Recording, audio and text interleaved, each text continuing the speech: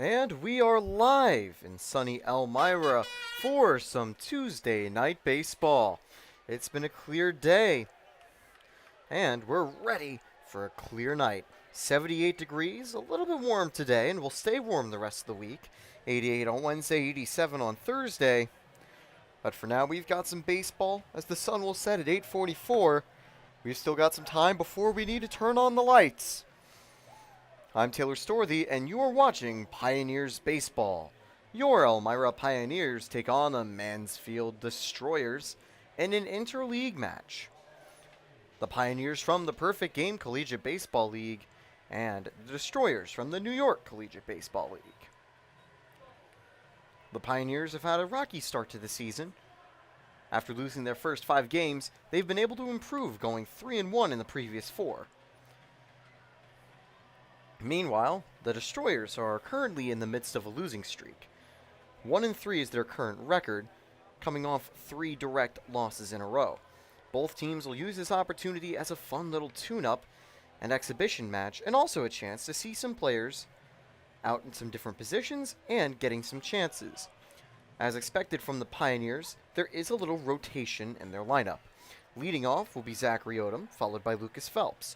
Johnny Wall batting third, then Janae Vaughn, then Eric Charnetsky, then Justin Alley, then Joe Muzio, then Jonathan Haynes, Mason Smith, and Brody Bartenstein. And a not as familiar face when it comes to pitching is on the mound, Aiden Blake, making his debut appearance there for the Pioneers. Meanwhile, the 3 Destroyers due up are Brown, Salzer, and Gaudreau this half. We are back at historic Dunn Field, ready for some Pios baseball, and once again, I'm Taylor Storthy. Thank you for tuning in. And indeed, Lucas Harvey, 1-3 is their start to the NYCBL season.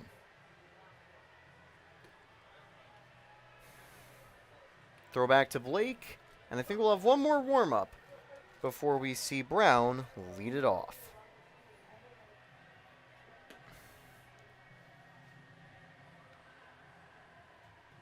Michael Brown from Onondaga Community College. He's a freshman. And for the season, in 3 plate appearances, he's got 1 hit so far. And he's also been able to draw a walk.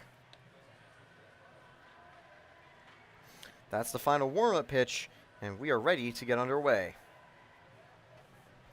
Now, an interesting thing as well when it comes to this game here. Tonight is Hilliard Thunderstick night, so you might hear some Thundersticks around Dunfield, especially when the Pios need the fans to get loud. Blake ready, and here's the first pitch. Just a little high, ball 1.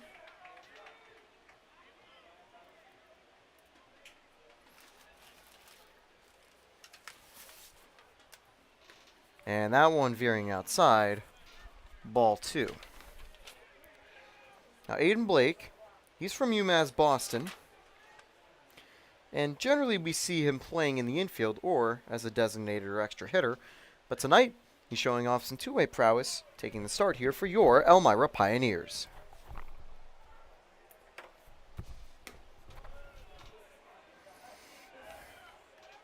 This is one of 2 interleague games on the schedule for the Pios.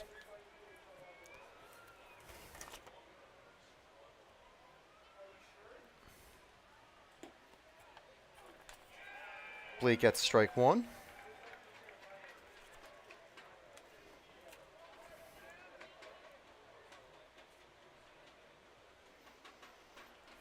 For a couple interleague games, they'll also face Mansfield later in July one more time. Fouled away, count 3-2. Blake fighting back after going down 3-2 in the count.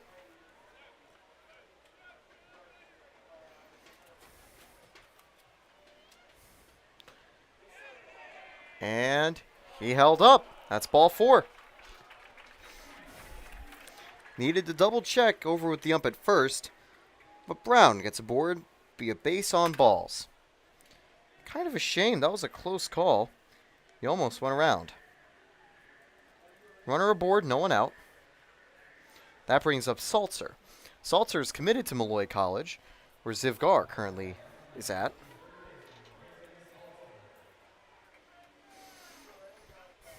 And let's see what Salzer can do with a runner aboard. Strike one.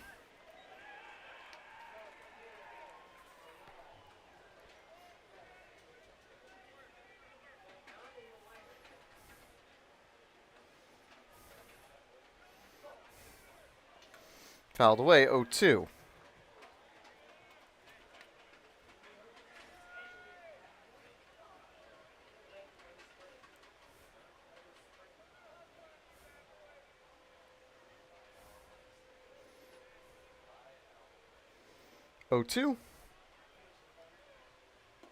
Outside, ball one.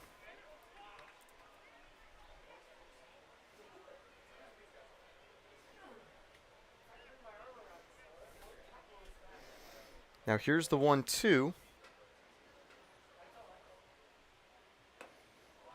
2-2, that's a bit high. Bartenstein shooting directly over to first, but not throwing.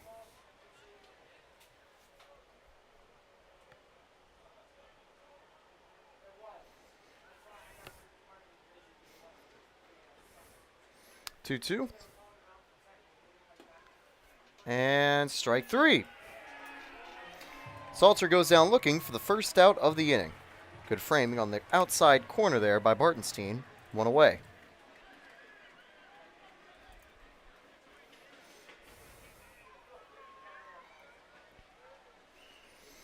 Now up is Gaudreau. Gaudreau this season, also 1 for 3, where he also has an RBI.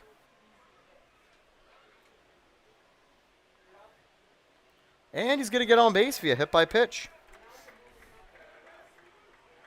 That one's slipping out of Blake's glove. That's going to bring up Horton with 2 aboard. Horton, the best hitter for them this season, 5 hits and 11 at-bats. He's also got a double and triple.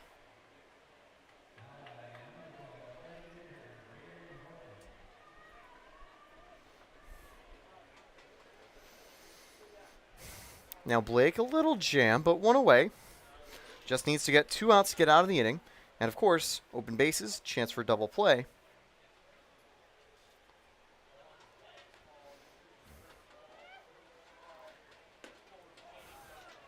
Just inside. Ball 1. I will say, it looked like that was closer to the strike zone than what Horton sold inside to be.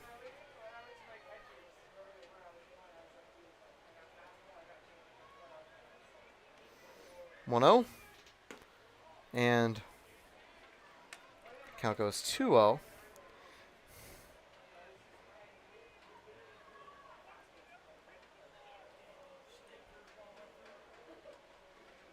Two to Horton. 3-0, low and inside.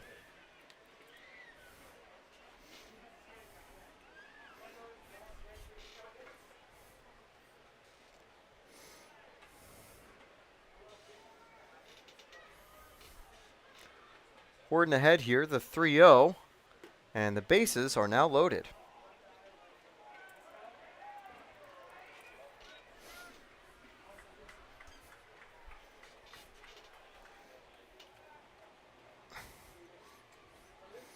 Walters comes up with 3 aboard and just 1 out.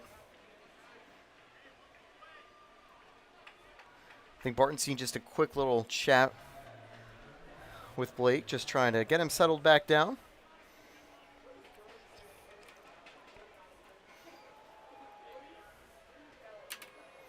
One away.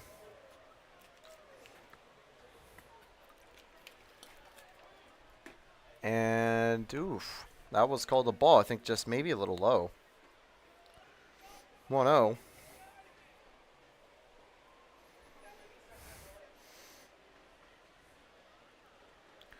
From Blake. That one's inside, ball 2. By the way, that's 6 straight balls from Aiden Blake on the mound.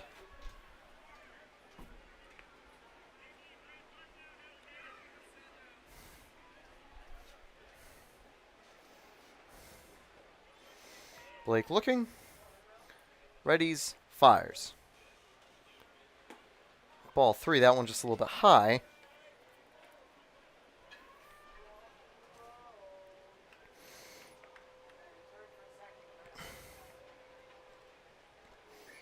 Three-0 here to Walters.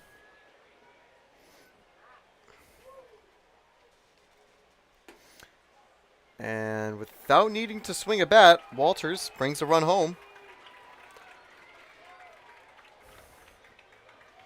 1-0 Mansfield lead.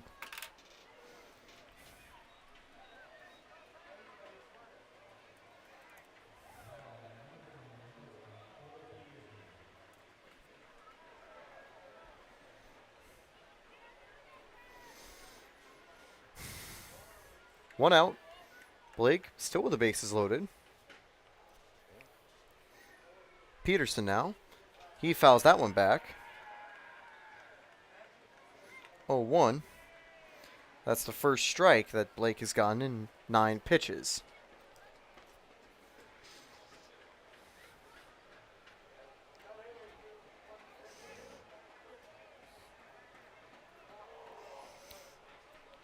One 0. And just a little high, ball 1.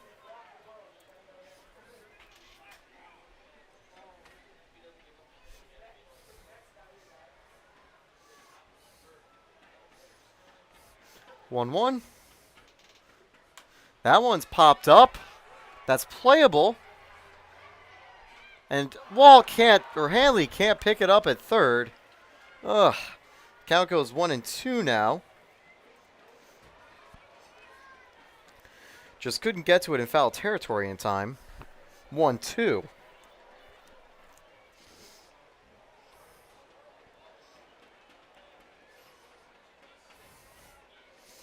Blake trying to get his second out here. He's ahead in the count, 1-2.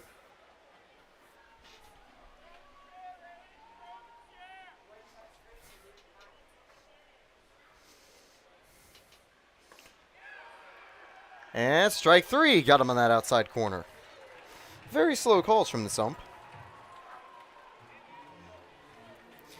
And second strikeout for Aiden Blake, that's 2 away. That's going to bring up Vardhuser, with 2 outs. Or Van Duzzer.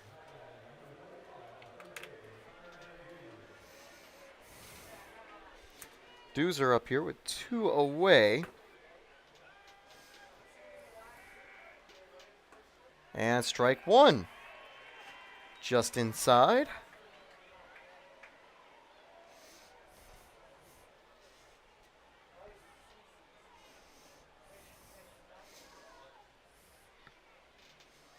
Swing and a miss, strike 2. Now Blake 1 pitch away, 1 strike away from ending the inning.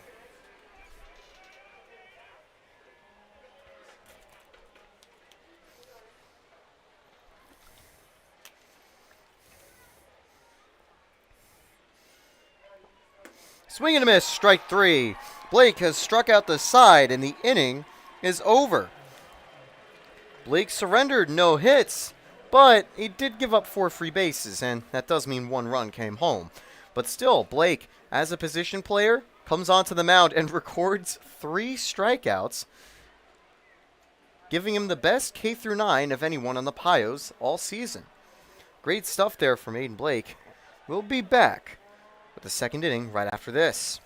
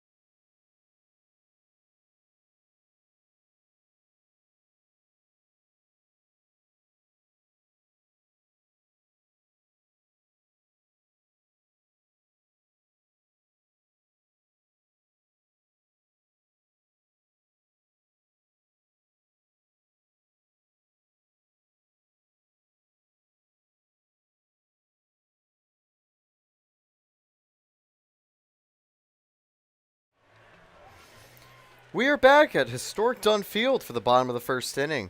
Back on June 12th, the Pioneers' three-game winning streak came to an end as they took a 9-3 loss to the Jamestown Tarp Skunks. Travis Perry had an excellent outing from the mound, going perfect through 3 1/3 and ultimately surrendering just 1 run in 7 innings of work. Ziv Gar had 3 innings. The first one was a little shaky with 2 runs coming home, but the second and third were lights out as he retired 6 straight batters. He still awarded with a loss as the Pioneers weren't able to come back. Now, here's the first pitch. At the bottom of the first, Odom leads off for the the Pios. Ball 1.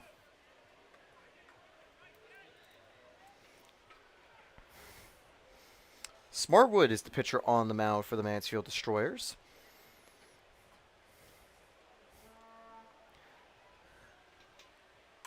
That one's fouled away, strike 1. Smartwood's best performance last season in high school came against Tioga as a part of the Edison Spartans. He had 15 strikeouts, conceding just 2 hits in the appearance, and he's going to head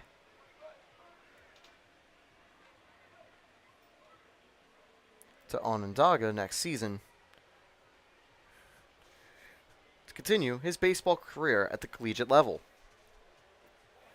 And that one's a little bit low, ball 2.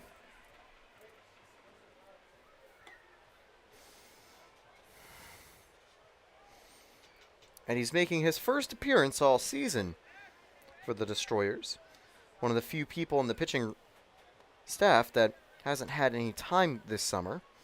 Longer season, he'll definitely get some more outings. And gets a start right here. 2-2 count to Odom.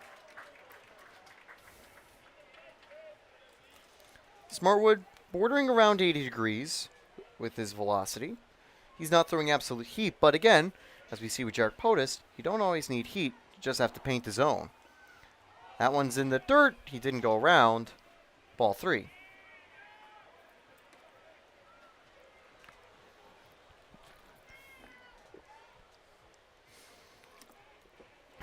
(3-2). Odom looking to get the first runner aboard for the Pioneers. And that one's tipped away. Foul. Smartwood and Godot form the battery.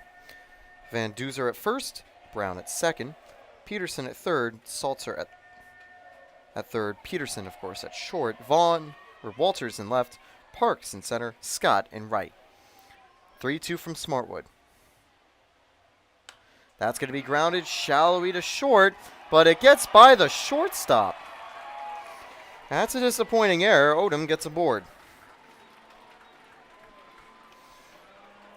I think Peterson just misjudged that grounder that time. And it puts Odom on base.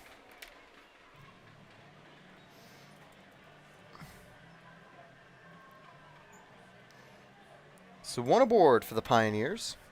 That's going to bring up Lucas Phelps. He plays at second base and now has a runner aboard to work with.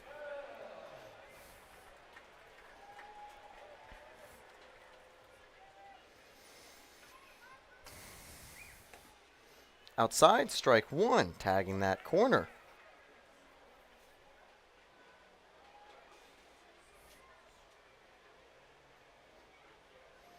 Smartwood looking back at first. That one's going to be driven down the left field line. Gets down, it's fair. That might be able to score Odom. Throw in. There's going to be potentially a play at the plate. No. Instead, Peterson holds it to make sure that Phelps stays at second, and it's an RBI double. The Pios have equalized.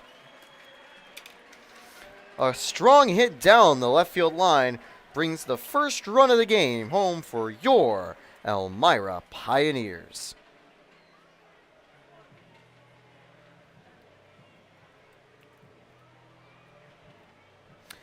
It's not only the first run of the game, it's the first hit of the game for the Pioneers. And her first hit, period. So we'd seen an error, hit by pitch, and a couple walks. But not until that had we seen a hit. Wall's going to pop that one up. At worst, it'll probably extend the runner. No. It's just a simple pop fly over to first. Van Duzzer under that safely. Out number 1. That's going to bring up Janae Vaughn.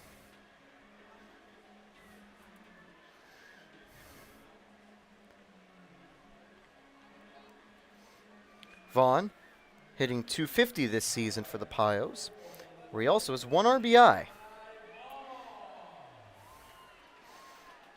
He also has 1 stolen base, so have to see how he does. That one's a swing and miss in the dirt, strike 1. I know Vaughn's excited to be on the field, getting back in action. He'd been absent from the team for the last few games, and he wants to make a good impression here. Now the 0-1 against Smartwood.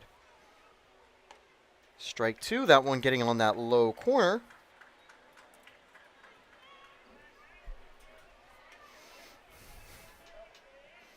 One out with a runner on second. Here's Vaughn, here's Smartwood. That's a line drive. It's going to get down in the outfield, and the Pioneers will take a 2-1 lead. The throw-in just helps keep Vaughn at first.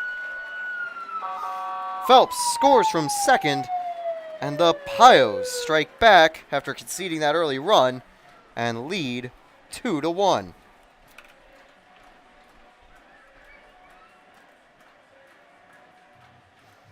It's an RBI single for Vaughn.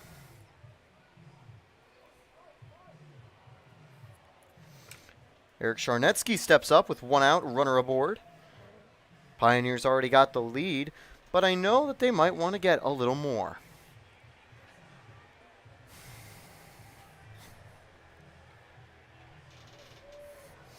You can see from Elmira, a good amount of guys who are relatively borderline for the lineup. Not always starting, but sometimes they do.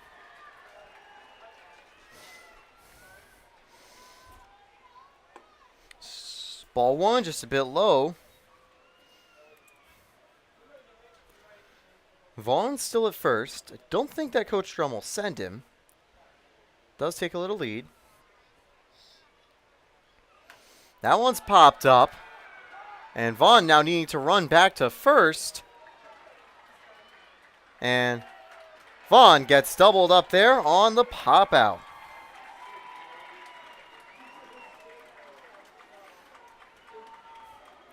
That'll end the inning. 2 runs come home on 2 hits and 1 error.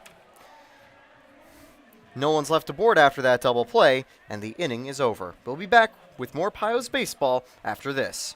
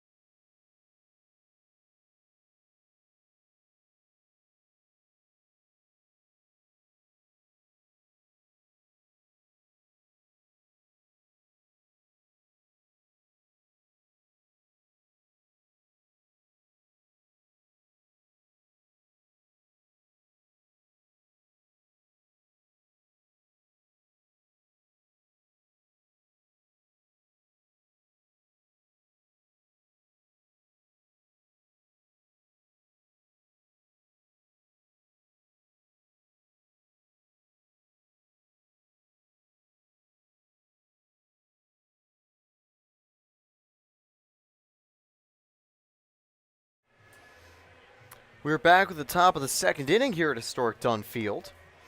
And let's take you back to 2007. In the New York Collegiate Baseball League, the Elmira Pioneers won their division in the regular season and made it to the finals, where they defeated the Glens Falls Dragons in a 2-0 series victory, 14-4 and 9-5. That was the last big major trophy that your Elmira Pioneers won And I say that because they're facing one of the current teams back in the league. Of course, recently the Pioneers had joined the Perfect Game Collegiate League, leaving the NYCBL, but always important to remember that championship. That one's grounded to third. I do apologize. The graphic was still up. And he is out at first. Hanley with a quick reaction there. Good attempt on the play by Scott. But that's out number one. That first pitch was hit on the ground on that foul line. But Hanley came up with a good play to get out number one. Here's the 0-0. And strike one. Parks, the 9-hitter and final batter for Mansfield. That is low, ball one. Parks in 8 at-bats has 3 hits, but no RBIs, although he does have 4 walks, leading the team in that category. Here's the 1-1. And ball 2, so he's able to get ahead here of Aiden Blake. Blake doing a pretty good job out here on the mound.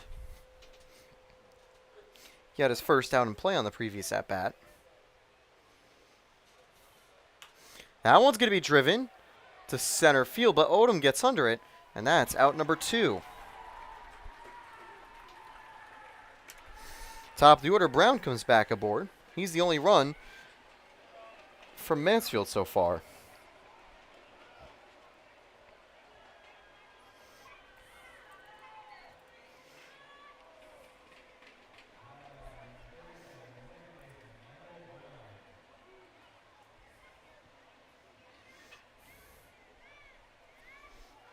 Here's the first pitch. Ball one, a bit low. Want to thank C-Tran for being this inning's sponsor. They have accessible transportation and can fill all your transportation needs. Learn more by searching up Chemung Transit. Strike one. And also remember, Pios fans, the Pioneers have a long season. Be sure to get your tickets. At the end of each inning break, you can see the phone number you need to call to get them. The count goes 1-2 with that swing and a miss. And of course, starting at around $100, you can also get yourself season tickets. After this game, there is another home game, as the Pioneers will play against Jamestown tomorrow, before embarking on a little road trip to Newark, then facing Geneva back at home.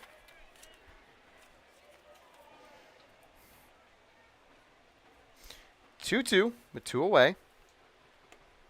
And good framing there by Bartenstein. And so far, Blake has loved finding that corner. Strike 3, side retired in order.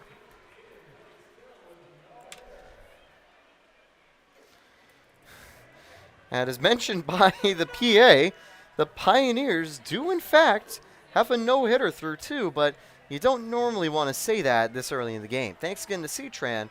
We'll be back at the break. Use that number if you want to get tickets for future games at Dunn Field.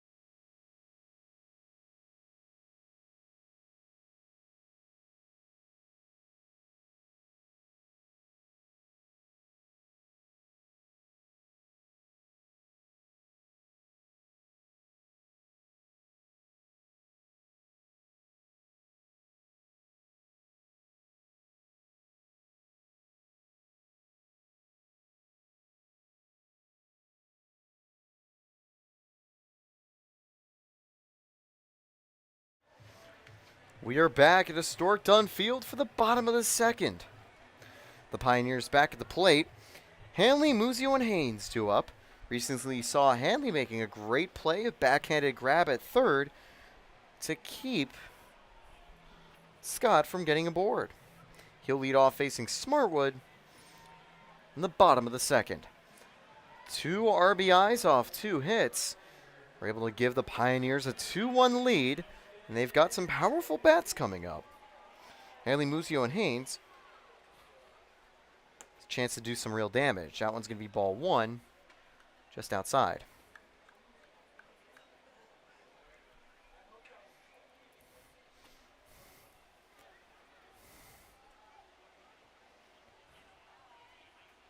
Fouled away.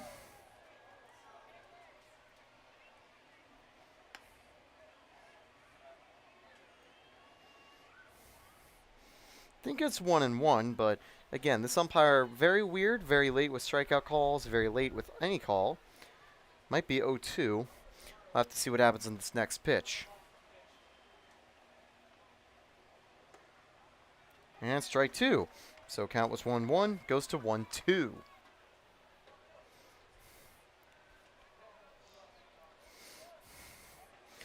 1-2 to Haynes.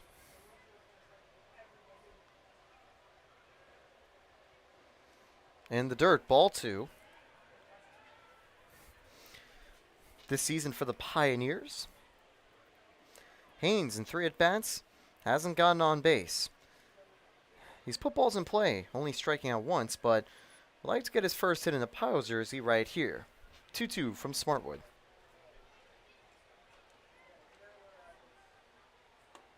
High, ball 3. Haynes works the count full. Muzio on deck. And we know Muzio has some pop to his bat.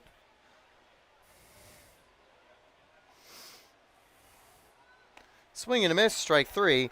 Haynes goes down swing, or actually apologize, that wasn't Haynes, that was Justin Hanley leading off.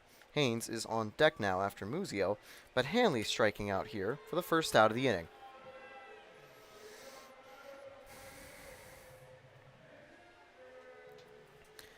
Joe Muzio stepping up. And, oh, we've got something special here. Muzio wearing a raccoon skin hat like the Pioneer in the logo is wearing. A really nice touch as he prepares for this at-bat.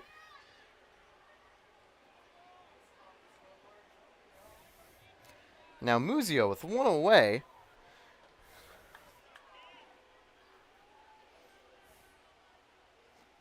Ball 1.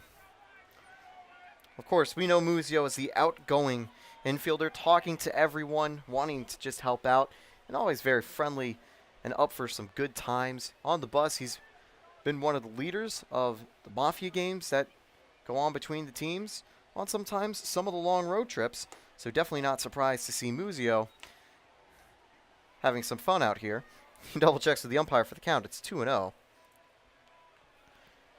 We'll have to see if I can give him some luck. And if it does, maybe Muzio will keep wearing it at more games this season. Muzio gets ahead 3-0. And Muzio might be able to get aboard via walk with 1 away. Haynes on deck. After him, Mason Smith, who would get his first plate appearance this inning if he gets a chance. And ball 4, Muzio on in 4 straight pitches.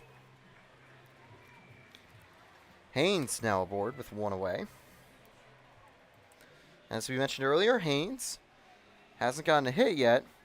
Still looking for his first as a Pioneer.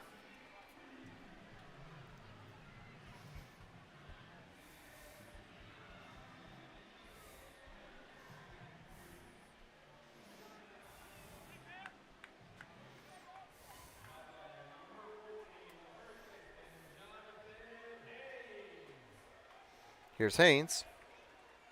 Swing and a miss there. He wanted to drive it, just got over it. Last time out, Haynes was able to pitch 2 innings of 1 run ball, a very solid relief stint late in the game. And with that 1 run conceded, it only came on 2 hits. He's now down 0-2 with a runner aboard here.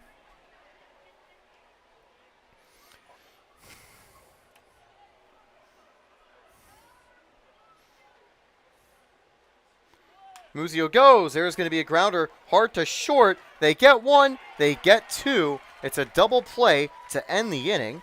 6-3 that time. The side is retired in order. Heads up play by Peterson. Muzio went, but wasn't quick enough to just beat the tag at the base. And a good throw by Peterson ends the inning. We'll be back with more Pioneers baseball after this. And once again, thank you to Multimedia Services. You see all that signage out in the outfield? That's thanks to Multimedia Services.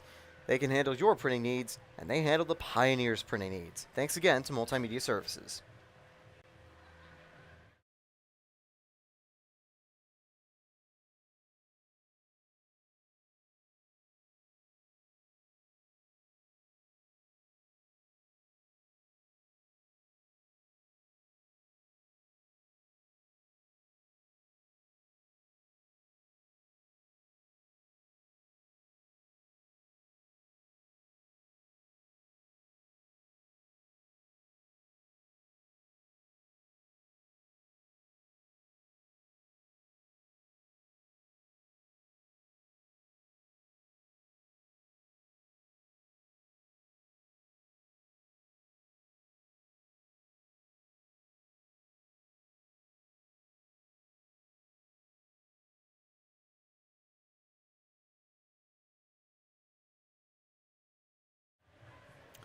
We're back at historic Dunn Field.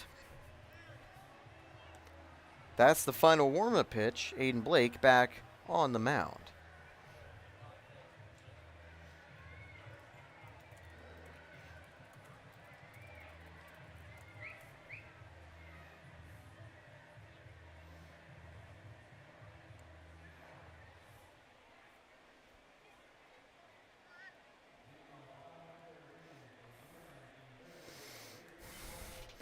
Aiden Blake had a pretty successful season at UMass Boston.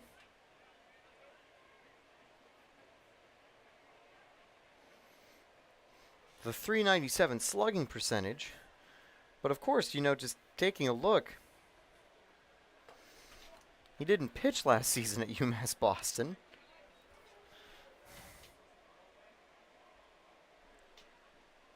But he's done a good job of keeping things relatively quiet here at historic Dunn Field.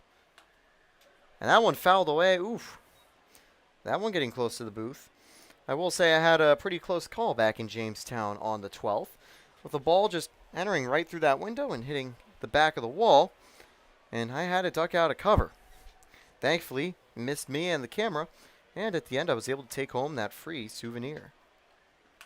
That one's going to be popped up. Should be playable. Will it land? Making a sliding catch and coming away with it is Lucas Phelps. Good grab as Salter goes down. That's going to bring up Gaudreau with one out.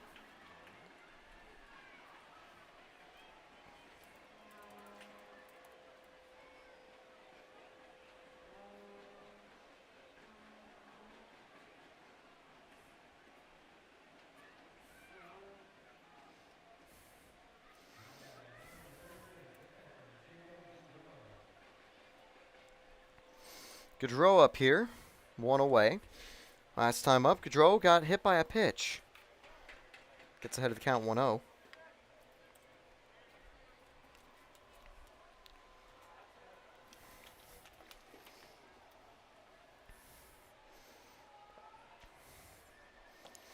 And strike one.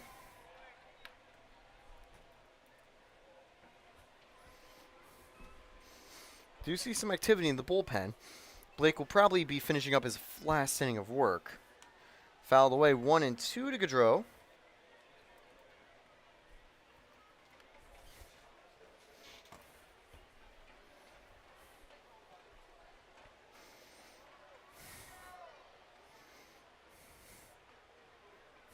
One, two. That one's going to be popped to left. Vaughn chasing it. Can't come up with it.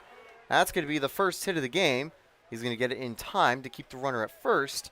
The no-no is gone, sadly, for the Pioneers. But Gaudreau gets aboard with a single.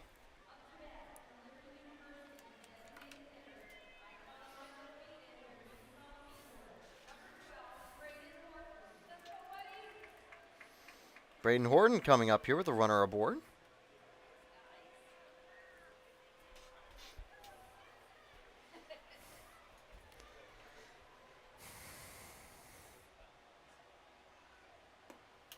Ball one just up high.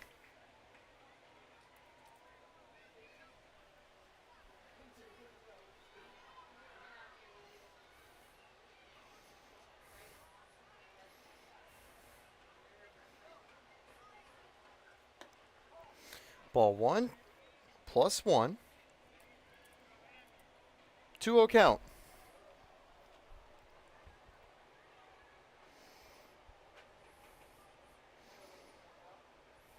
Blake looking back at first. That one's inside. Strike one on that inside corner. I will say this established strike zone goes pretty far inside. Now Horton will have to be careful about that. He's going to foul that one away. 2-2.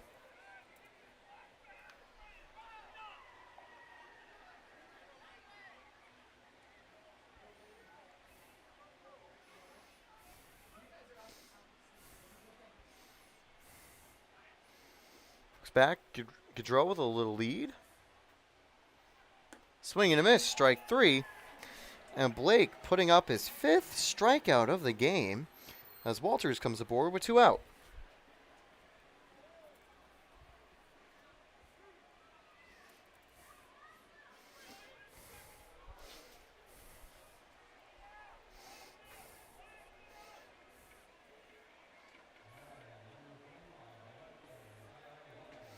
Walters 5 for 13 this season, an RBI, 1 walk, and he's also been hit by 2 pitches. His previous at-bat, he got on base via walk. That time he watches that curveball going in the zone, strike one. Runner still at first, just a small lead here. Now he goes. He's going to drive that to the outfield. Vaughn getting under it. And there's the final out to end the inning. 1 hit, but that's all she wrote in the top of the 3rd inning. This inning sponsors Papa John's. They're the official pizza provider here at Dunfield Stadium, and obviously a great pizza place that you can always count on and trust. Thank you, Papa John's, for sponsoring and helping provide Elmira Pioneers fans with fresh food at Dunfield.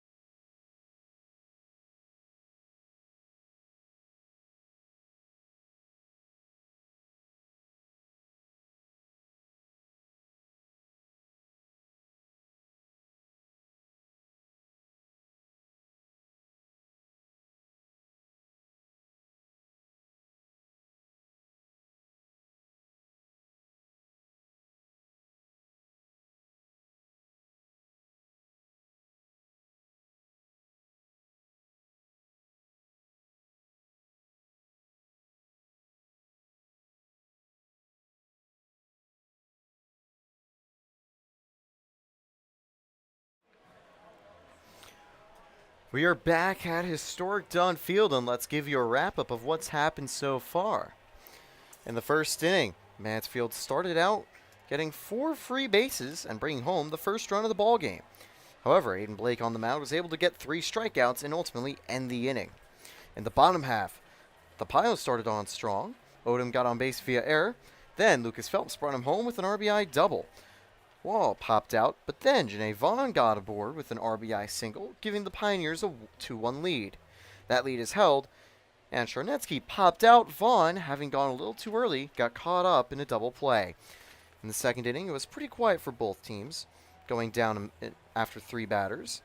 For the Pioneers, however, they got victim to another double play, as Haynes grounded into one off a good play by the shortstop for Mansfield, Peterson. The third inning, Mansfield flew out foul. Gaudreau got on base via single. Horton struck out. And now the first pitch of this inning gets by the third baseman. And that's going to give Mason Smith in his first at-bat, he's going to get on base via error.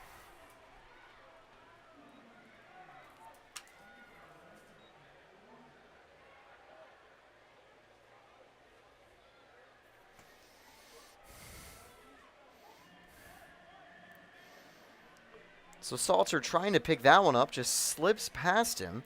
One aboard now for Brody Bartenstein.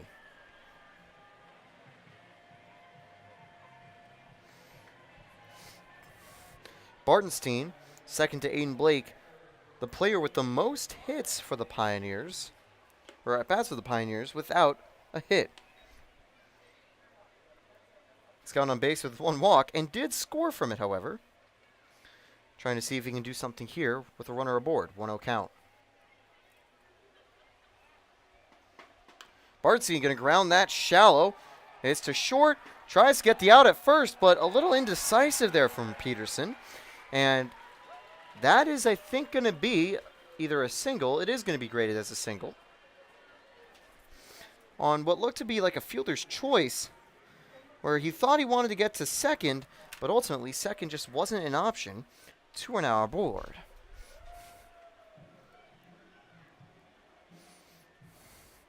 Top of the order, Odom steps back in the plate. And this season, Odom, he's 2 for 10 at the plate. And he's only gotten on base via hits. Well, and that one error that he had right here. But now he's got 2 aboard, a chance to try to really get that offense going. He's going to flare that out to right. Getting under it is Scott. Makes the catch. Runner tags up from second, but he's just going to hold up. That's 1 away.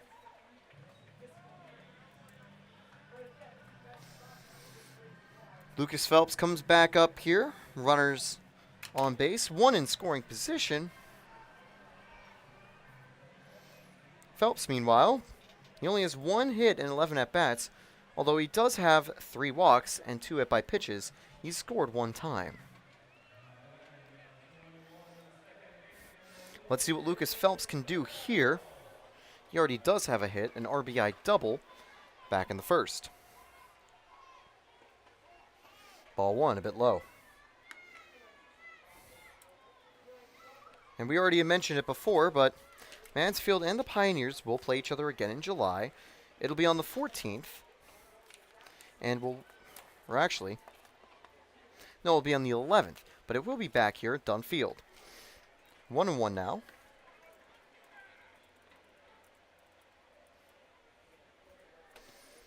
Two aboard with 1 out.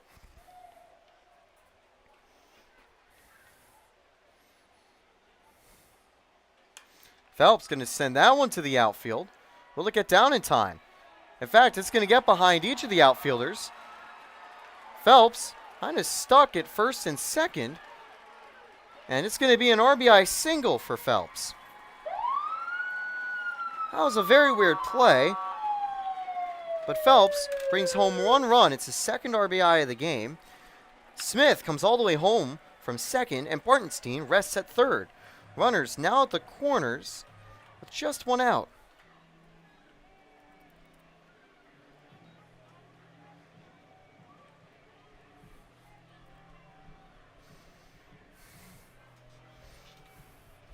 That's going to bring up Johnny Wall, who popped out to first last time. For the season, he's 5 for 15 at bats, and he also has 2 RBIs.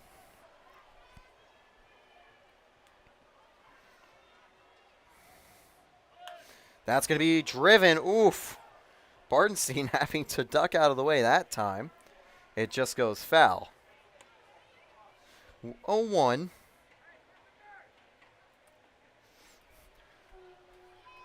The Destroyers have turned 2 double plays.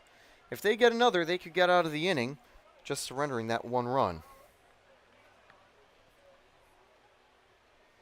That one gets away. Bartenstein coming home. Won't be enough time for a play at the plate. Wild pitch brings Bartenstein home. Pioneers lead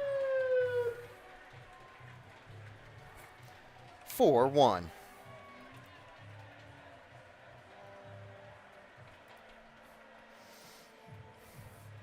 Phelps also reaching second on that play.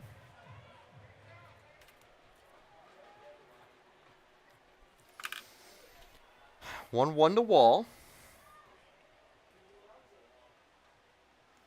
That one in the dirt. Phelps going 3. And that time just holding on to it.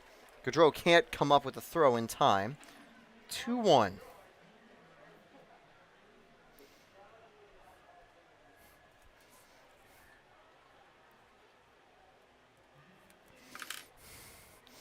Now that runner could get home via sac fly.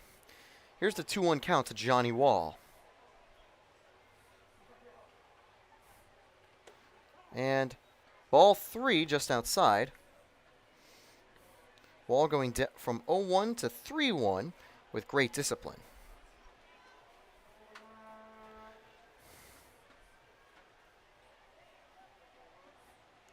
And ball 4.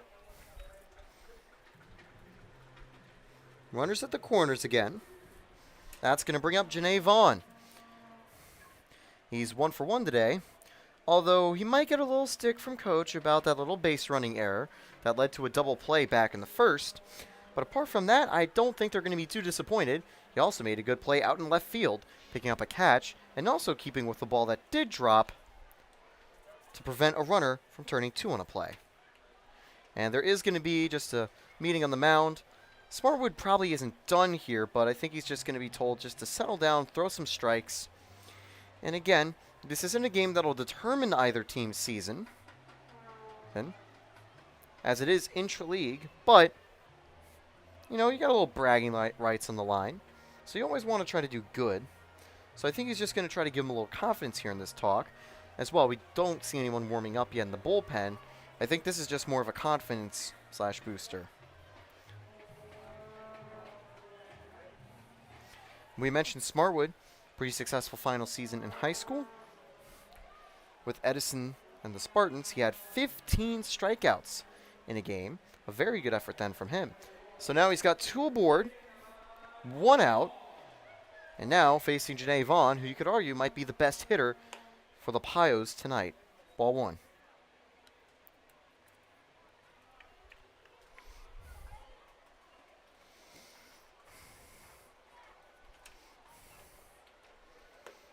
Ball 2, we can't find that outside corner. Still looking for it.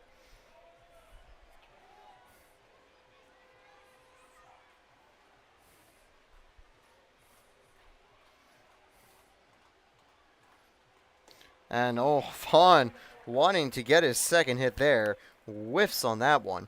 I will say for the Pioneers, Smartwood throwing slower might actually be a benefit to Smartwood.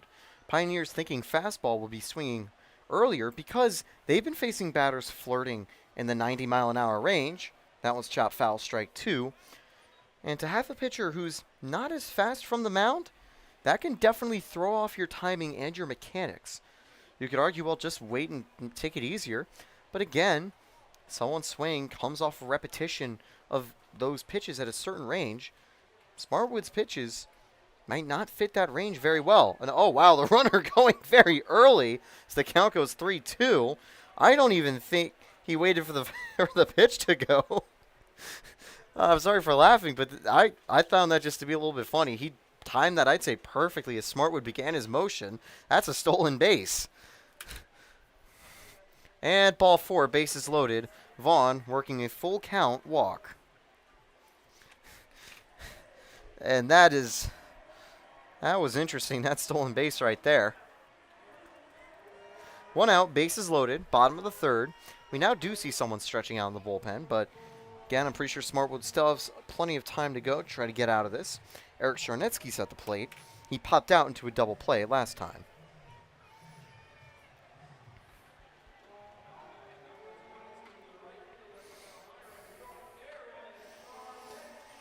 Charnetsky, of course, the local product from Elmira. He's looking to help extend the Pioneers' lead here. He's going to drive that to the outfield. Will it get down? No, the catch is made there by Parks.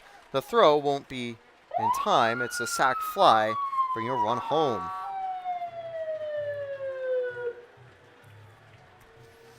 Phelps getting home on that play. Runners now on first and second, 2 out. 5-1 lead for your Elmira Pioneers, having a pretty successful 3rd inning.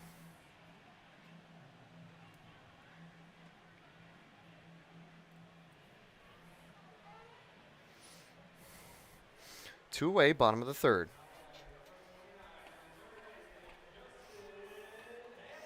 Hanley struck out as the only strikeout that Smartwood has so far. Tipped away foul, that one bouncing off Gaudreau. And you always have to worry about those tips. They can sometimes have some pretty fast velos off the bat and sting when you hit the catcher. I mean, that's why they wear all those guards. They're facing the brunt of those pitches.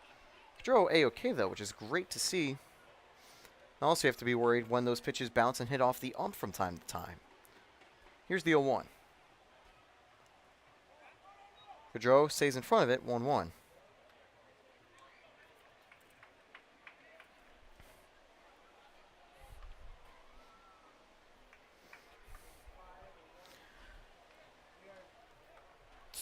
One count here. What will Aiden Blake do? Or no, not Blake, it's Hanley. He's going to ground that very shallow to short, and it's another error. He can't pick it up. We've seen Peterson make some great plays, but that time just slipping out of his glove. Joe Muzio comes up with now the bases loaded.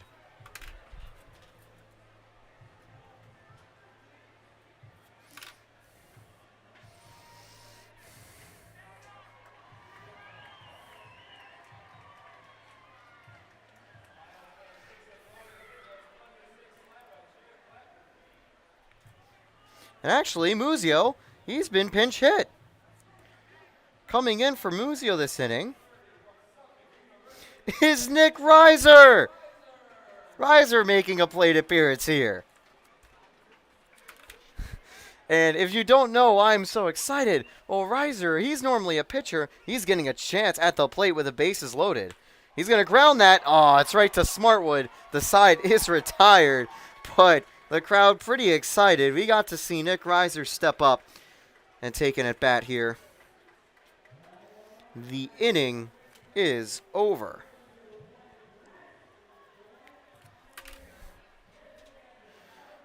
So the bottom of the third done and dusted. 3 were left stranded, but the Pios score 3. They lead 5-1.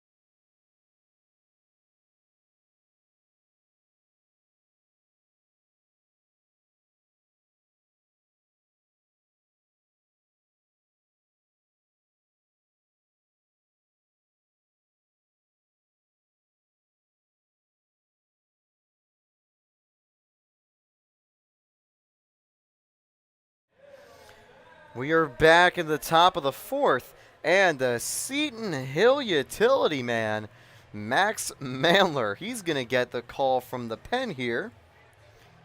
That'll complete Aiden Blake's day. 3 innings pitched, 1 earned on 1 hit, 3 walks and a hit by pitch. But, as well, 5 strikeouts for the Pioneers infielder. A great day from him. Max Mandler is going to get the opportunity here.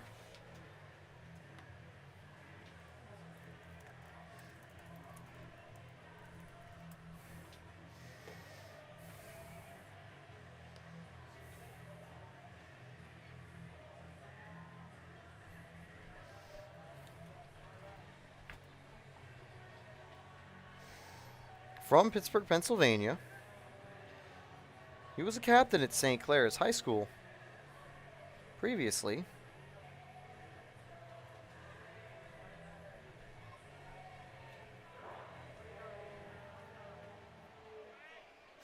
And I will say, he doesn't really have a lot of pitching experience, but from the Prep Baseball Report site, he does carry a bit of velo on his fastball. Also can have a curveball, changeup, and a slider. So I'll have to see if he can utilize some of those as he steps on the mound for your Pioneers. First pitch is going to be strike one. He's facing off against Peterson here. And fouled. That was, I think, the closest one to get to the Dunn Field booth all season, 0-2. And, of course, if you missed it earlier, I did have to duck out of the way of a foul ball previously.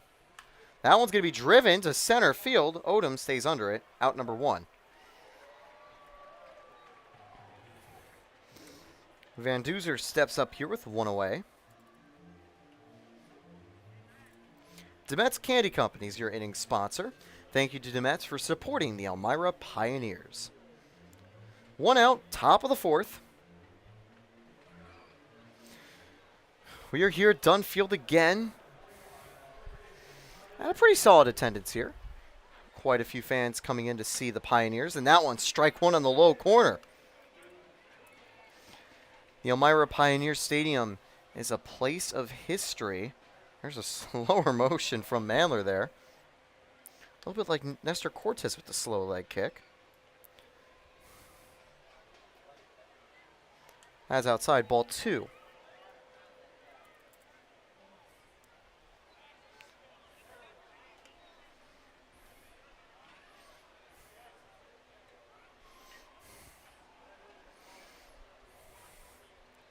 2-1. And strike two. That one tagging that outside corner. He is ahead of Van Duzer. Fouled away. Now, interesting fact about Van Duzer this season. This is his first plate appearance. Or, well, first game he's starting as a hitter.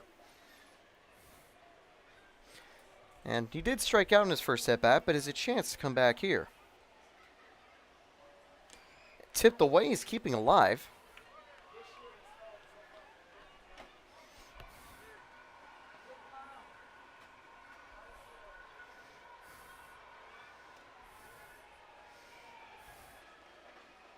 Two. And in the dirt again, tipped away.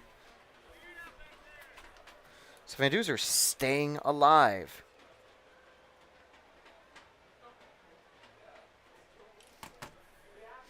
That one's going to be grounded over to second, making the play barely. No, Phelps was bobbling it for a second. Can't come up with it. That might be graded as an error. It is. Van Duzer gets aboard, one out. Scott comes up here with a runner aboard.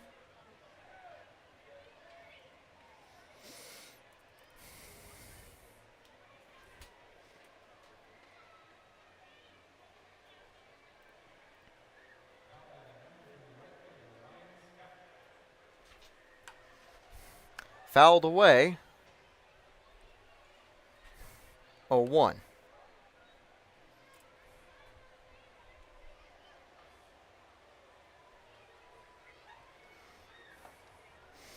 Oh, 2.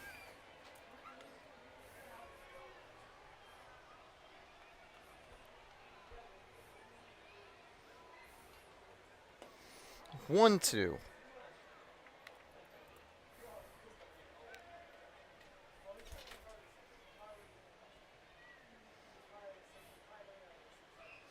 One, 2. And strike three. That's his first strikeout of his appearance. With that, Mailer gets the 2 outs.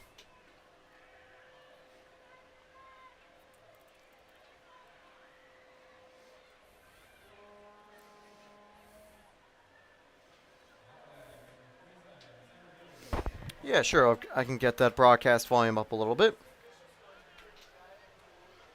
2 away. Ball 1 outside.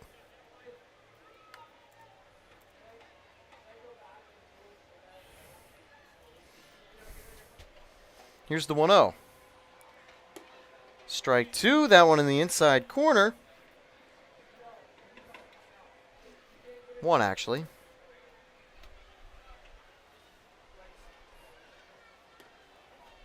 Down outside, a good catch from Bartenstein, 2-1.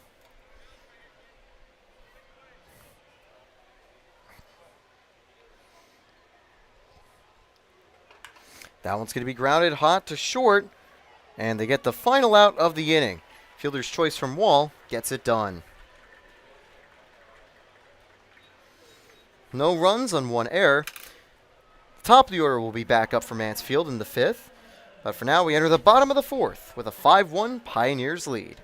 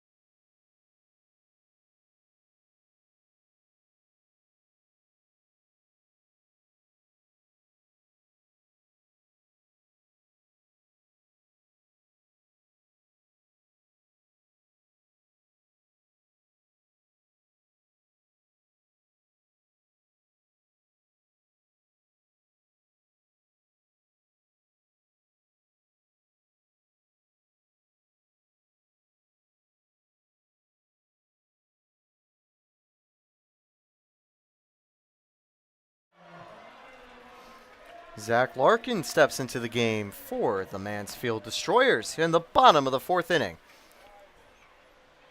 Vasco Brands is this inning's sponsor. They can help all your janitorial needs, and they've certainly helped out the Pioneers. Whenever you reach out to them, just make sure you tell them the Pioneers sent you.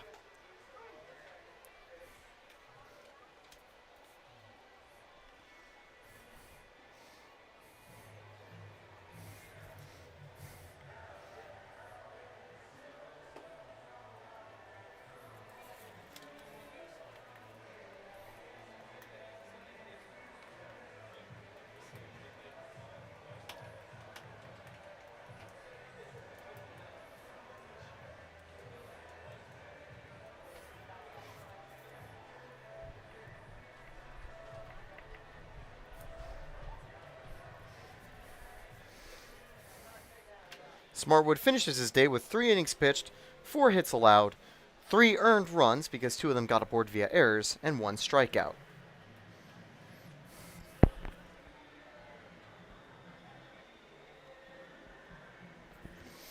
Larkin's first opponent here will be Haynes.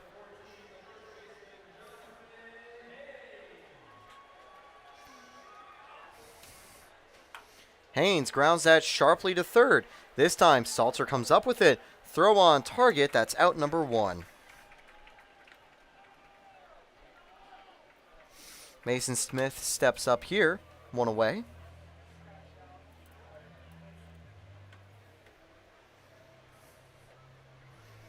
Bottom of the 4th.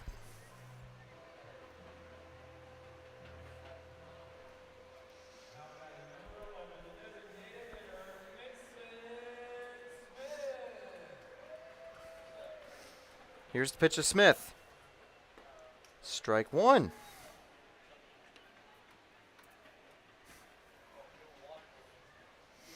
Oh, 1 for Mason Smith. His previous at bat, he got on base via error and scored. Smith grounds that sharply to third. Salzer makes the grab. Out number 2 just picked up in time in the dirt. Bartenstein steps up here with 2 outs.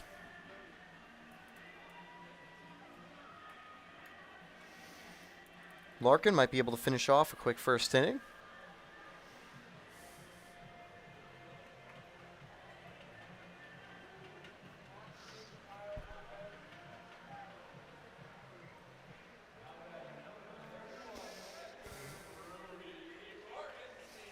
So Bartenstein, last time up, he had a single. And he ultimately scored from it. Wonder what he can do here.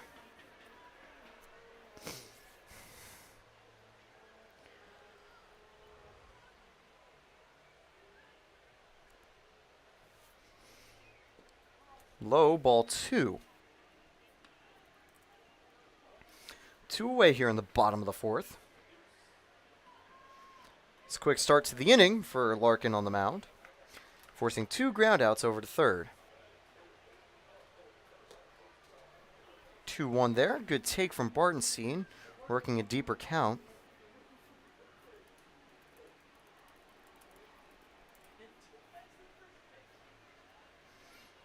Here's the 2-1. Tipped away, foul. When hitting off the ground behind, 2-2.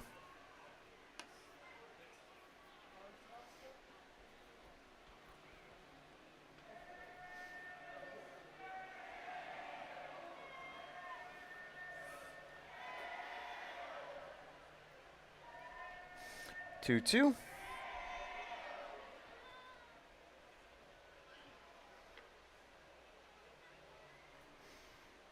Bartenstein grounds that sharply to short. Peterson this time comes up with it, but that throw is errant.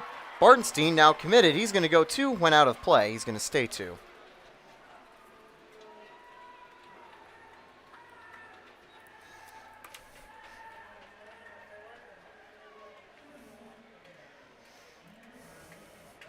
Throw just a little bit high there for Van Duzer at first. That's now going to bring up the top of the order in Odom. 0 for 2.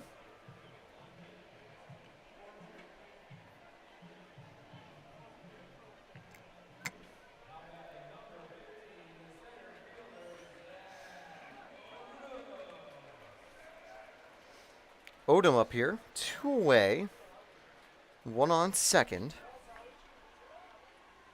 Odom sharply to third. The throw to first in time. The inning is over. No runs on no hits, 1 error. That's all she wrote for the Pioneers in the 4th inning. We'll be back in the 5th inning right after this.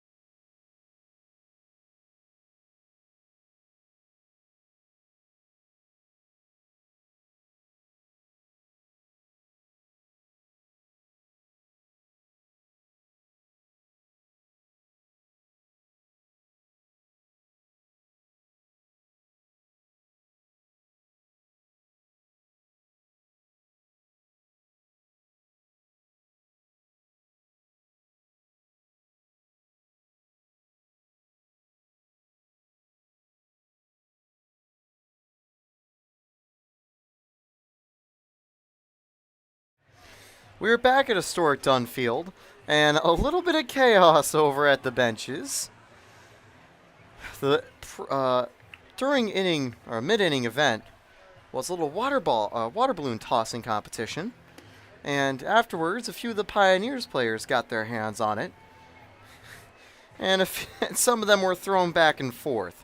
A couple aiming at each other, a couple aiming for the clubhouse manager, Bennett Frost, who also came back and pelted one of the players immediately afterwards.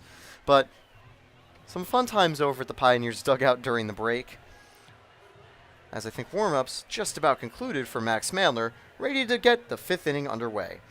Arnett Health is this inning's sponsor, the premier healthcare provider for your Elmira Pioneers.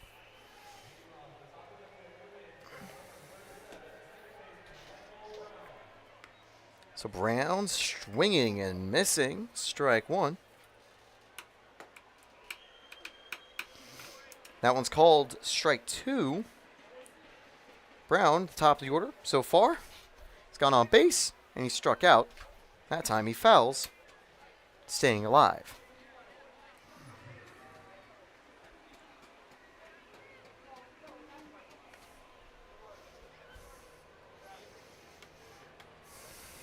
You see a bouncy castle way over by the Mansfield dugout. So some extra fun opportunities fans can use. That one fouling off. I don't know whether that hit off of Brown, or the bat on that foul one. If hit off Brown, that's a bit of an ouch, babe. That one's low, ball 1.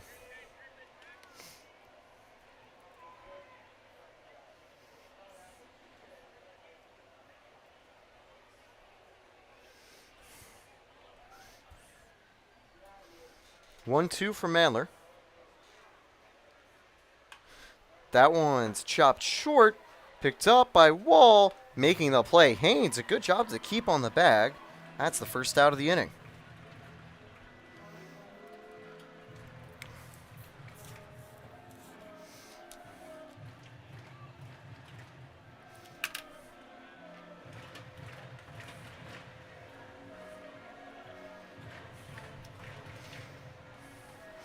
Saltzer up now. For the game, Saltzer, 0 for 2. Entering this inning, Destroyers looking to get a few more hits under their belt. Strike 1.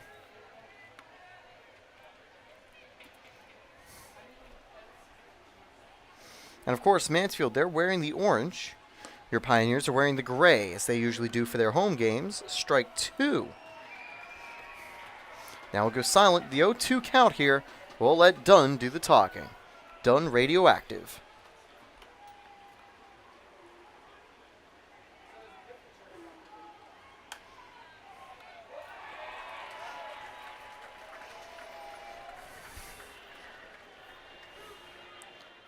Line shot caught by Haynes.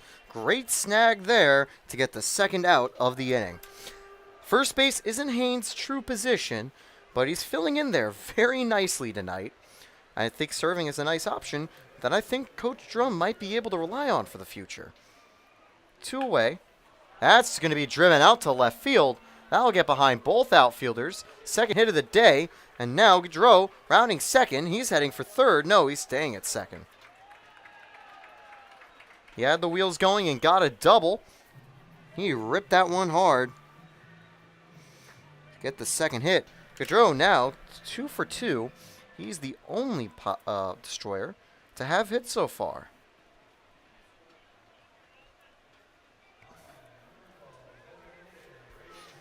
Horton comes up here.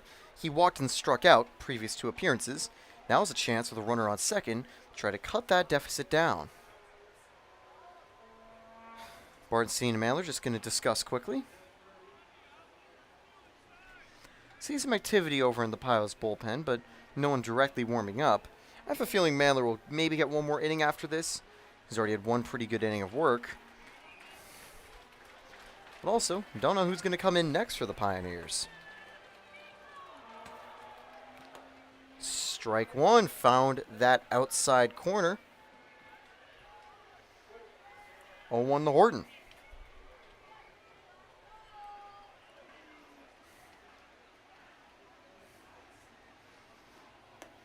Ball 1 just outside.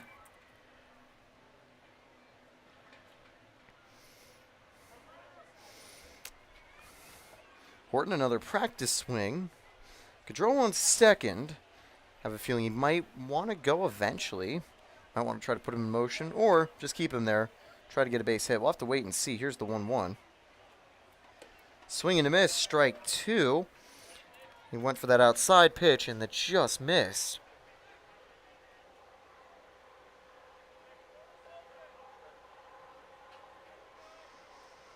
1-2. In the dirt, Bartenstein stays on top of it. Gaudreau not able to try to get to third that time. 2-2.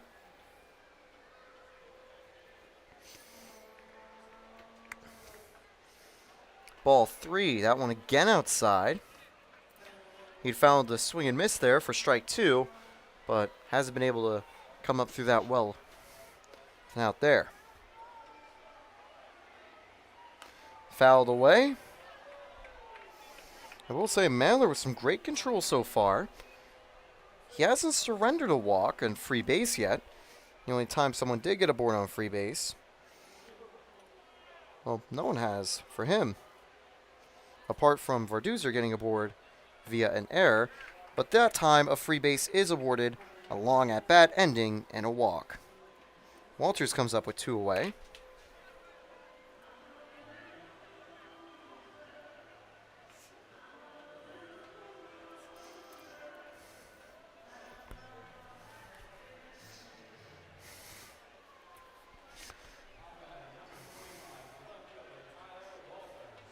Walters, he's out in left field.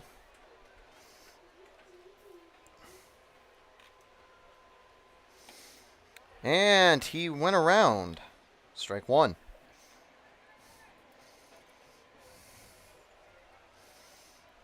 Oh, 1 for Walters. Mandler checking second. And strike 2. That one on the inside low corner with that breaking ball. 0-2. Mandler looking to get out of the 2-runner jam with 2 away. Now, ball 3, that one was ball 1, that was inside on pitch number 3 of the at-bat. I've already got so much to do, I unfortunately can't track pitch counts.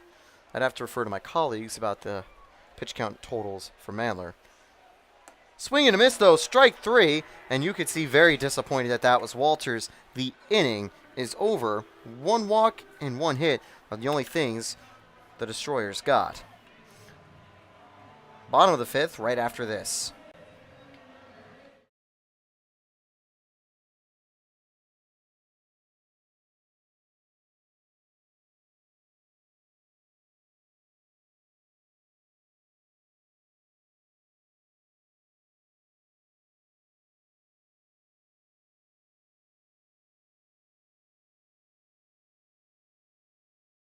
And a reminder, Pios fans, call that number for your very own Pios tickets and come to Dunfield to watch the Pioneers play. The next game for the Pioneers at home is on the 15th as a rematch against the Jamestown Tarp Skunks. After that, you can catch them back at home on the 17th, 19th, 22nd for a doubleheader, 25th, 27th, 28th, and 30th for the month of June. If you want to come to a lot of games, I recommend getting the season tickets. Watching me on stream can always be fun, but nothing beats the real thing. Call your tickets, or call and get tickets today.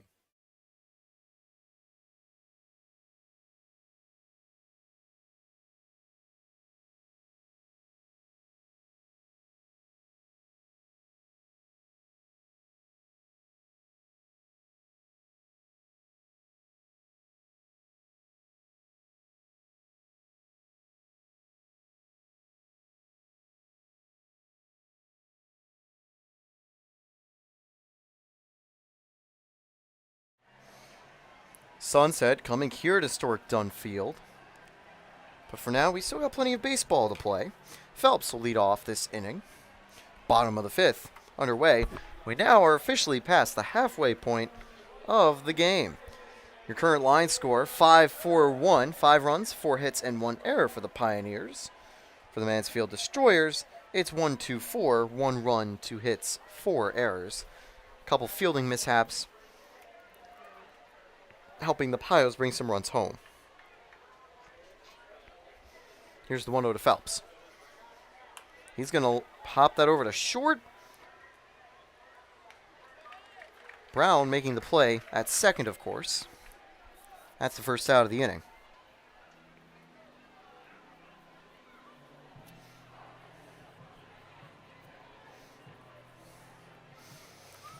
Wall comes up here with 1 away.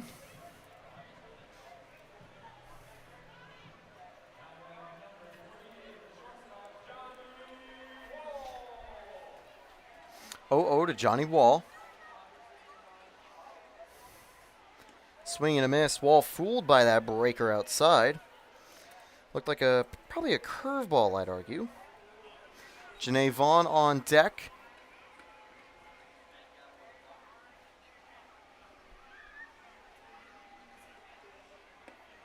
Ball 1 just inside.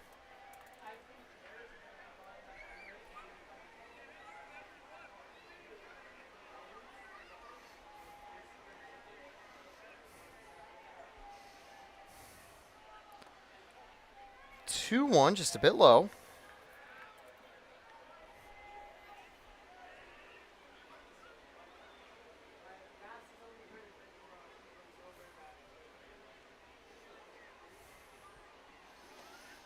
Three one, just inside.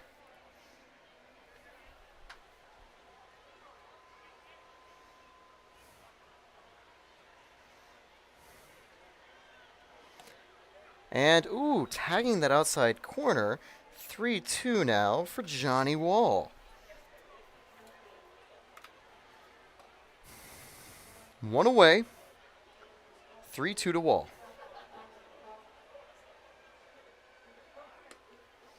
Wall gets aboard with a walk. Janae Vaughn comes up here. Runner aboard.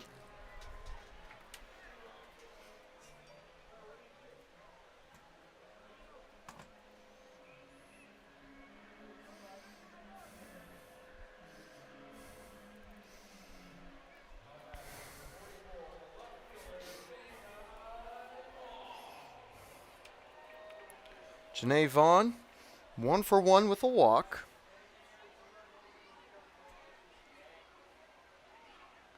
Ball 1 outside.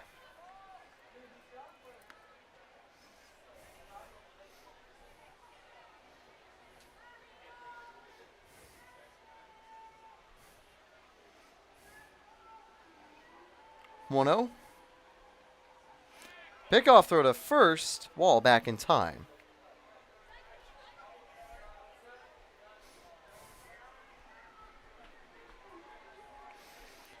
And if I'm seeing things correctly, I think that might be Joe Muzio warming up in the bullpen.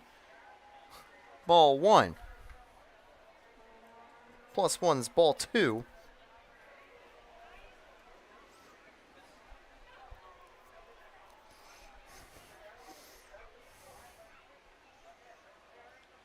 Pickoff throw again.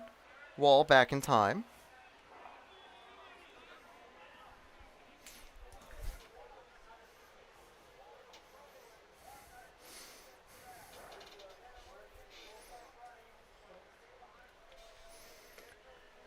And ball 3. Vaughn up ahead, 3-0 in the count. Good check swing right there.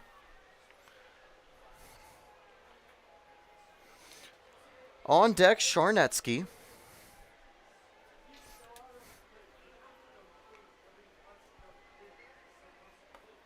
Strike 1 on the outside corner.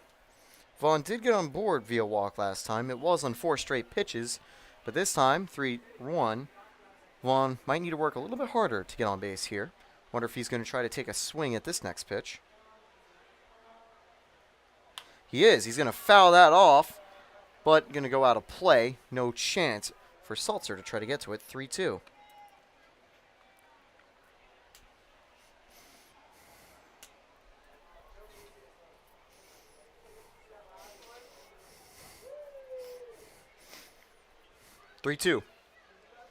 Runner goes.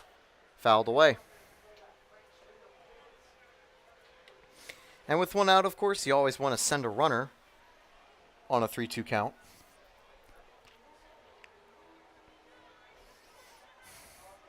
Do need to be careful not to get caught up in a double play. I do expect Wall will run again. 3-2.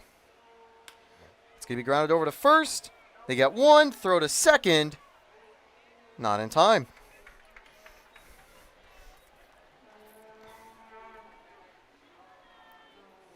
Works nearly as a sacrifice. Eric Charnetsky comes up with a runner on second. 2 away.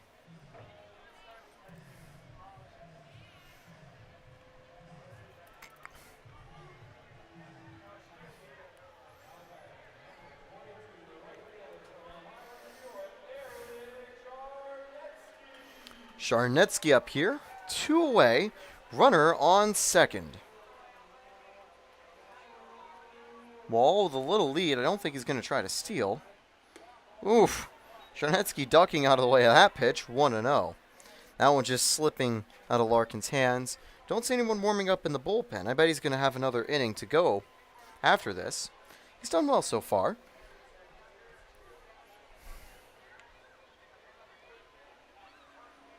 One-0. Charnetsky lines that down the third base line. Run will score. Charnetsky, he's going to. The throw in, not in time. An RBI double for Eric Charnetsky. That's his second RBI of the game, and he now improves to 1 for 3.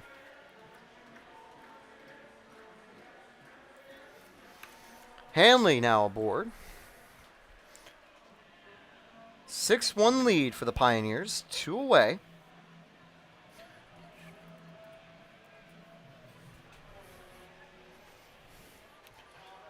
Hanley got aboard via error last time. And also on deck one more time, Nick Reiser. He's going to ground that down the third base line. Throw to first. On target, the inning is over. 1 run comes home on 1 hit. And that'll be all she wrote for the 5th inning. A 6-1 lead for your Pioneers. The game will be back after this.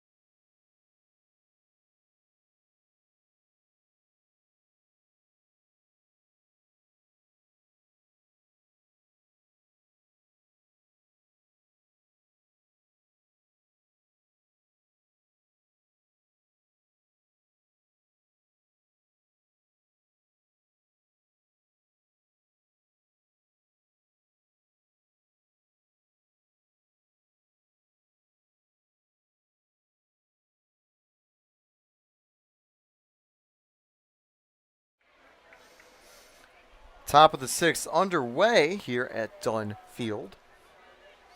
The Pioneers got 1 more run in the bottom half of the 5th inning. Carry a 5-1 lead for Max Mandler. Leading off this time for the Mansfield Destroyers will be Peterson. 0 for 2 today. All the fans being taken off the field after the fun run had concluded. We're ready to go. First Transit is this inning's sponsor, another key sponsor for your Elmira Pioneers. We thank them for supporting the Pioneers. Here's Mandler ready to go. Strike 1, tagging that low corner. Might have been a little low. Still gets the call.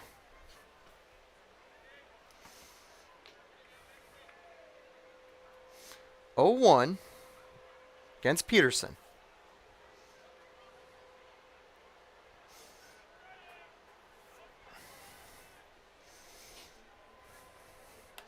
Fouled away.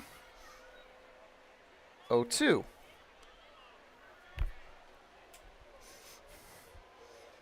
Swing and a miss. Another strikeout there. 2 in a row for Max Mandler as he gets the first out of the inning. Van Duzer steps up here with 1 away.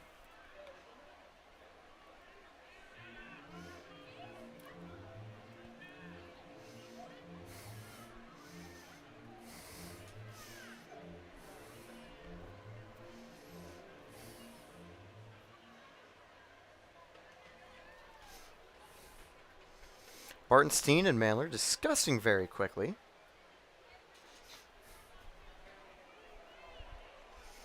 Scott is on deck, Parks following. They're the 8 and 9 hitters. Van Duzer, the 7th hitter.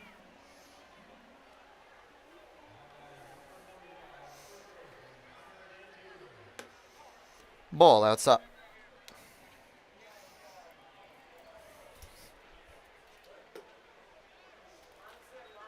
One. Mandler looking like prime Mark Burley here. He's speed running this at bat. 2-1 count, or 1-2 count. And strike 3. Another strikeout from Mandler. And he's definitely speed running this inning. He is going very quickly that time. Now he's looking to get out of the inning and retire Scott. I have a feeling that will be his last inning of work, unless Coach Drum wants to keep him going. Outside ball 1.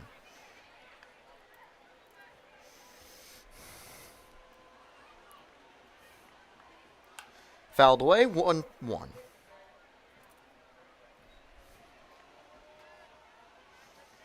Two away, empty bases. The number 8 hitter, Scott, up here. He's a lefty facing Mandler's the righty. Fouled away, 1-2.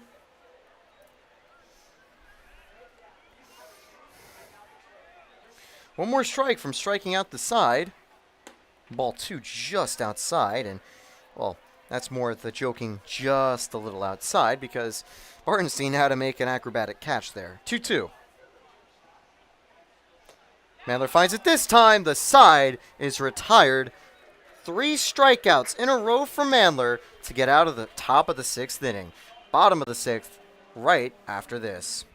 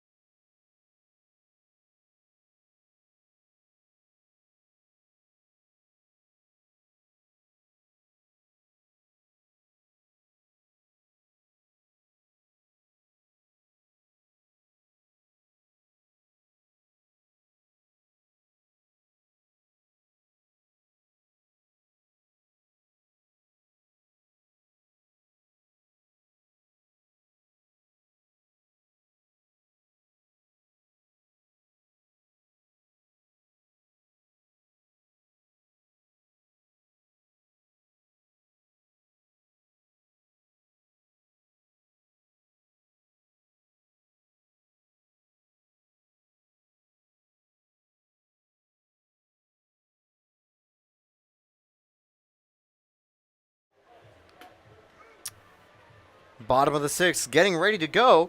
Nick Reiser leading off for the Pioneers, but there's been a pitching change. Moving from first to the mound is Van Duzer.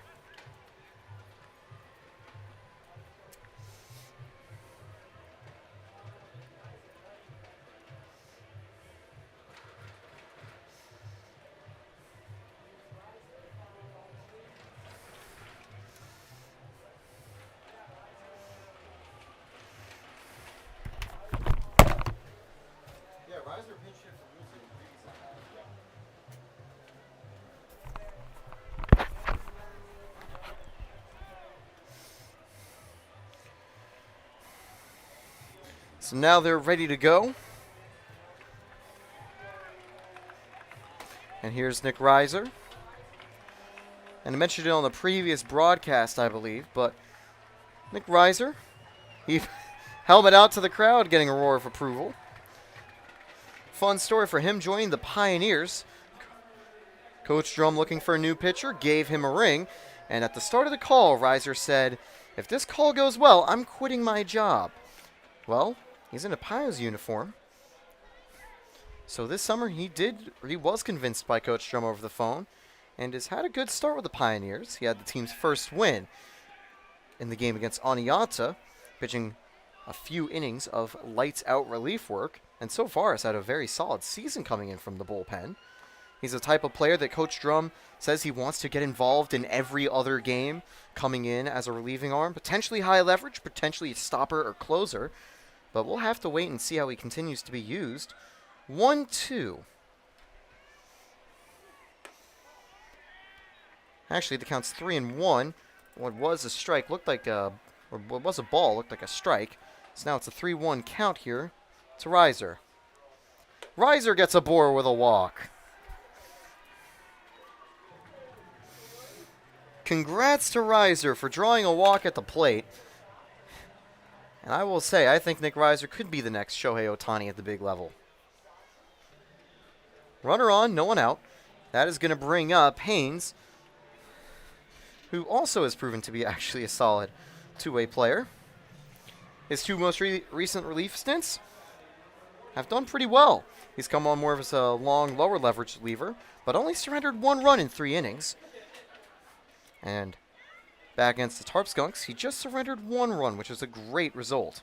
Here's the 0-1. Ball 1 just outside. Do wonder whether Mandler's going to get a green light for 1 more inning, or whether he will be benched. That one's going to be grounded up the middle, and tipped away by Van Dozer. Disappointing.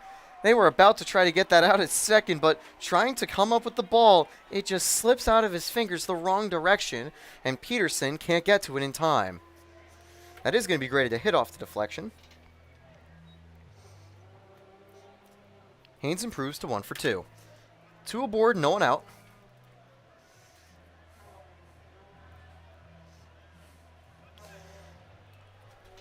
That Mason Smith steps up here.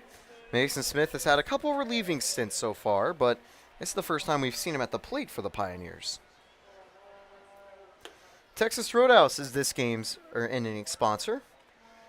You see that sign out in right field that's as the target? That's sponsored by Texas Roadhouse. If a Pioneer hits it, everyone at Dunn Field gets a free appetizer from Texas Roadhouse. Personally, I'd go with the Cactus Blossom. Let me know what you'd go with if you had some free Texas Roadhouse appetizers. 2-1 now, a little bit high.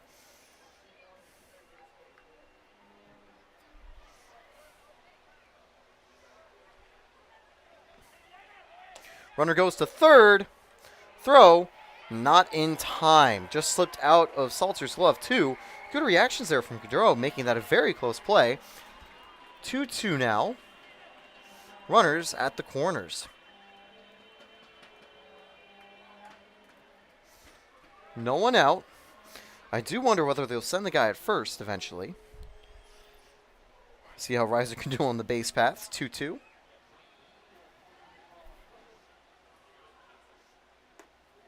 That one just high. Count goes full.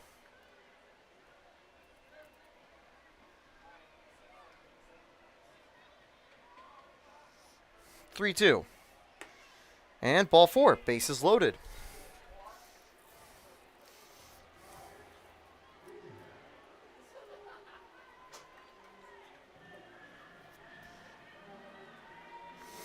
Already Bartenstein steps up here.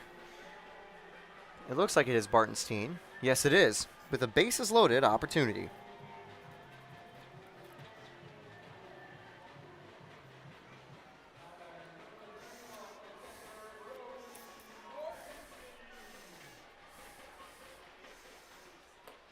Outside, but on that corner, strike 1.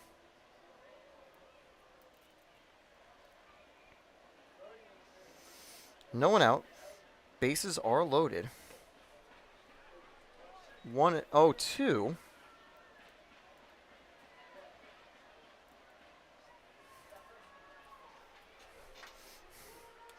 That one gets away. Reiser goes, and he is going to score. Nick Reiser has scored a run for the Elmira Pioneers. Both runners advance. It is now a 7-1 ball game.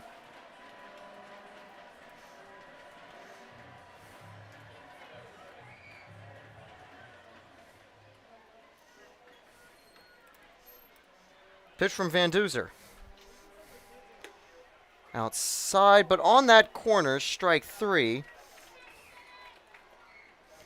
And I will say bad luck for Bartenstein, but I think at that rate you can't be too disappointed.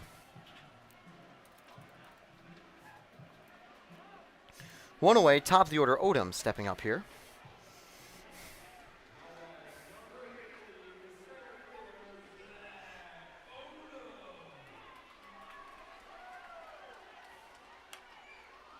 Flared foul, but making a diving catch. Oh, just missed it.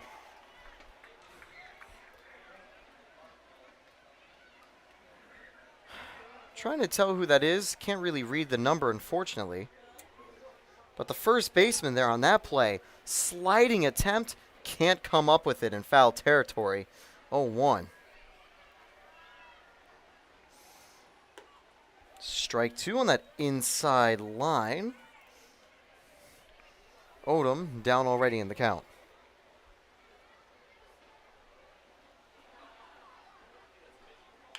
That's going to be grounded hard to third. Going to go for the force at first. They get it. A run comes home, and 8-1 Piles lead.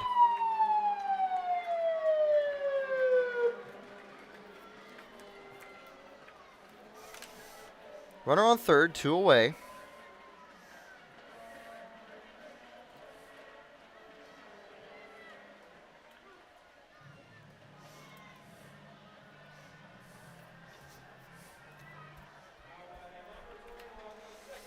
Lucas Phelps up here with 2 away. Strike 1.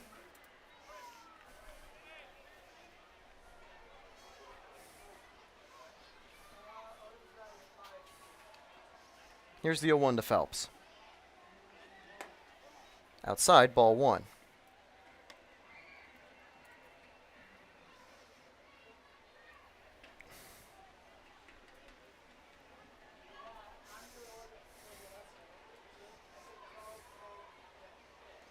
In the dirt, ball 2.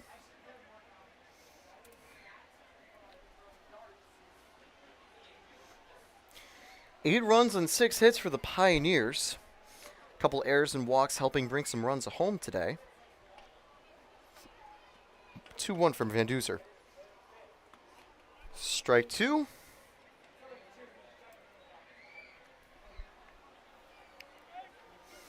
Phelps looking to keep the inning alive for the Pioneers. Things starting to get darker out as the sun has set. Lights have come on here at Dunfield. Swing and a miss in the dirt, and that'll be the inning over. 2 strikeouts for Van Duzer as 1 run does come home. The 6th inning has come to a close. They'll be back after this.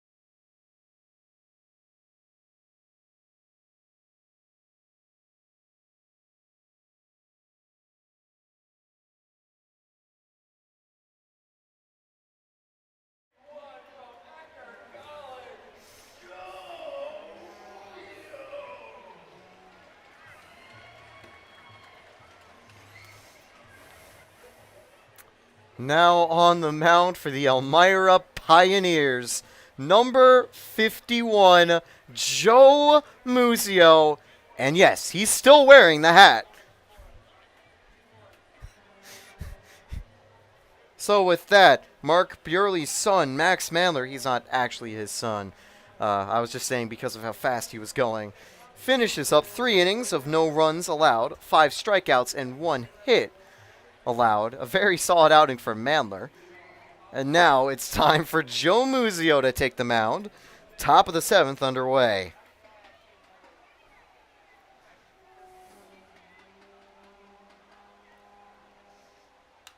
Fouled away, strike 1. Clearing on in is this inning's sponsor, the Choice Hotel of your Elmira Pioneers. You're coming to the Twin Hill, to the Elmira region. There's an eephus pitch! An eephus pitch from Joe Muzio. Very high, ball 1. 1-1. That time with some heat. And I think the eephus pitch there just to try to fool the batter. And he does actually get a foul off. 1-2 count. Leading off is Parks. He playing out at center field. And, oh, that one hit his wrist, but they're going to say it got off the bat. That was close. Either hit the bat or wrist, or probably maybe a mix of both or something. It's a foul ball. Still 1-2 count. 1-2 from Joe Muzio. And the eephus pitch again, up high, ball 2. And by the way, if you don't know a lot of baseball terminology, the eephus pitch is exactly what you're seeing. Just a very high lob to the catcher. That one's in the dirt, ball 3. 3-2. And we see some teammates encouraging Joe here. Full count. Outside, ball 4. Surrenders a walk to lead off the inning to Parks. Top of the order, stepping back up here in the top of the 7th. A long, hard-fought at-bat ends with a runner on.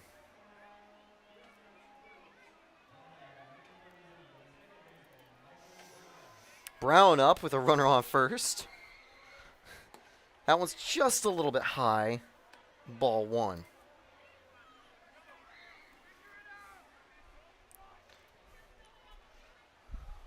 1-0, runner board. Swing and a miss. Muzio getting a whiff that time.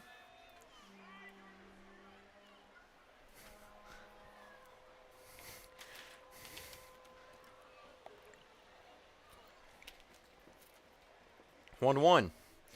That one's going to be popped up. Should be the first out of the inning. Wall under it. That is out number 1. Runners staying at first. 1 away. Saltzer now aboard.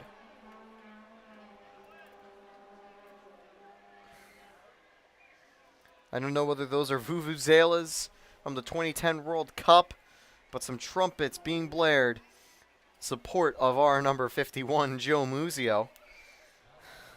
And he's not the Shohei Ohtani. He's the Babe Ruth of the Pios, with a lot more power in his bat, but also elite stuff from the mound. Here's the first pitch.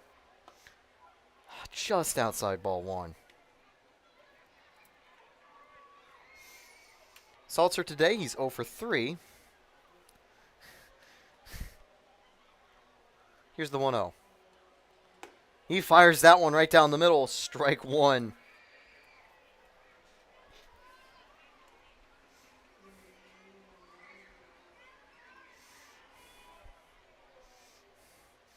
One for Joe Muzio. Outside corner, he's got it. Strike 2. 1 strike away from a strikeout. Forget Hayden Erb. Forget Michael Paul. The best pitcher in the Sunshine State Conference is number 51, Joe Muzio. 1-2. Inside, ball 2, just barely.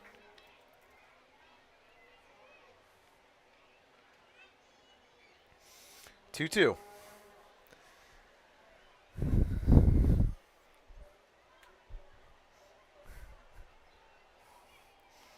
That one in the dirt. Runner decides to go as Bartenstein just kind of can't come up with the ball. Might have to agree that one rather is a pass ball. So the runner goes to second, 3-2 count. Joe try to get the second out of the inning right here. Double play opportunity is likely dead at this point. And ball 4 just outside. Gaudreau comes up here. He is 2 for 2, and now he's got 2 aboard. But I will say, a pitcher throwing an ephus, Muzio might be one of the tougher pitchers he's going to have to read.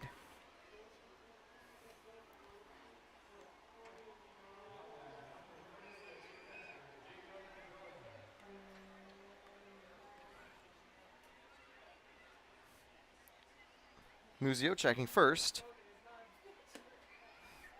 1-0.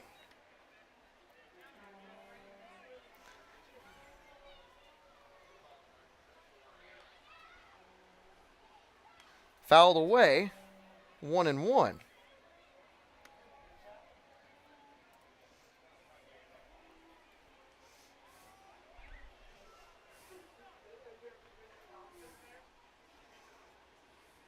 Runner goes to third. Throw from Bartenstein. And no, they missed the tag by an inch. That is so close that time. And you see some boos from the crowd. I agree with him. I thought he got the tag, but he didn't. Runner gets to third. Runner's at the corners. Quick stolen base. 2-1 count.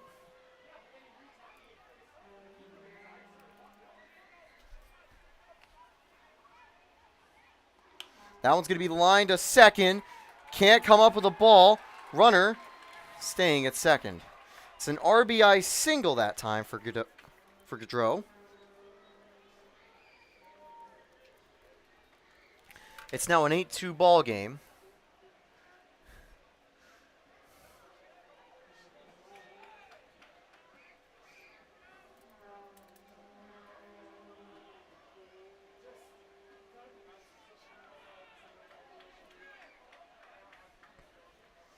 One away, 2 aboard. Double play opportunities back in effect. Horton comes up here now against Muzio. Outside ball 1. Now personally, I think Muzio needs to give another ephus, just to get the batter thinking. 1-0 here. That one, strike 1 inside.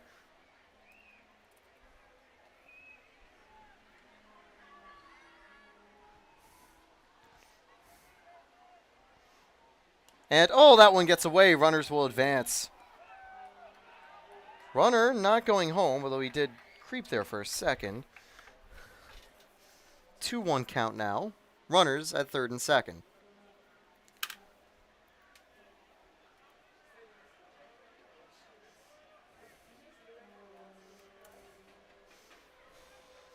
Here's Muzio. Ball 3 just a little outside. There is someone else actively warming up for the Pioneers. I have a feeling he might be coming in soon, unfortunately.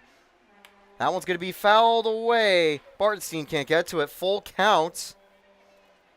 Chance for Muzio to get out number 2.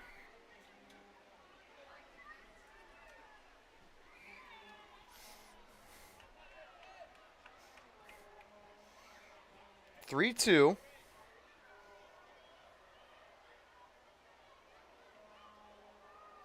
That one's going to be grounded shallowly. Gets to the outfield, not able to come up with its Phelps. Runner coming home. Play at the plate. He is out. So a run does score, but they get the second out of the inning, and Muzio wants the final out. Oh, man. So Gaudreau out from second, although Salter comes home on an RBI single. It's an 8-3 game.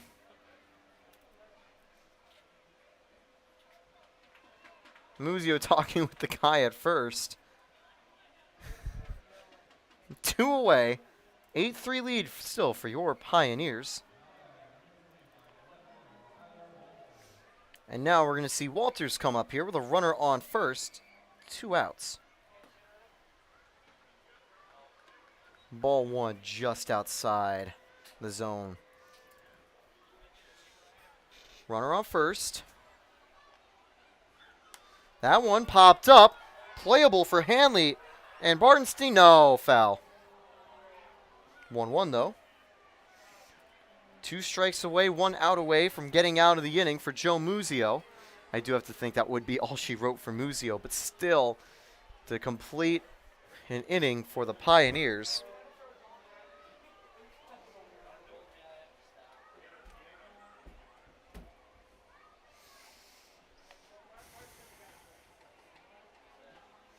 One from Muzio. And, oh, just a little high ball, too.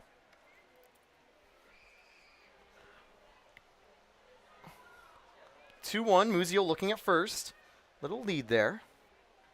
That one's going to be popped up. I think that's playable for Haynes.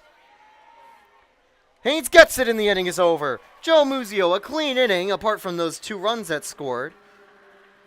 But Joe gets through an inning on the mound for your Elmira Pioneers. Bottom of the 7th coming up. And Joe being greeted as if he just completed a complete game shutout. Deservedly so. We'll be back right after this.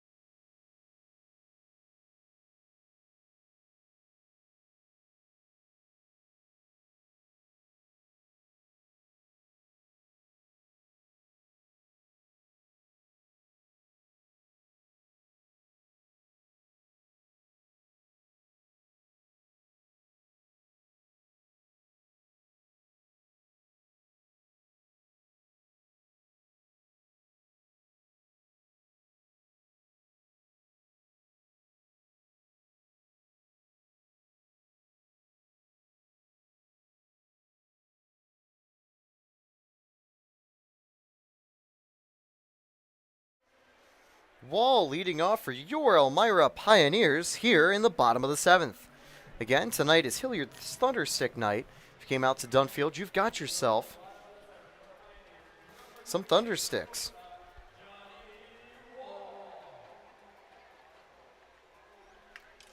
Fouled away, strike 1.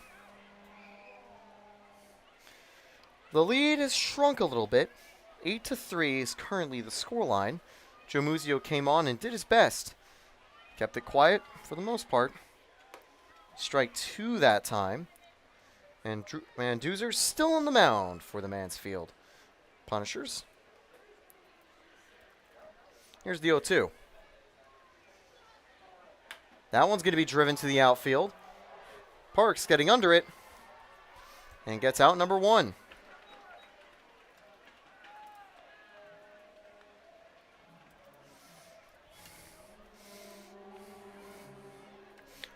Janae Vaughn steps up here.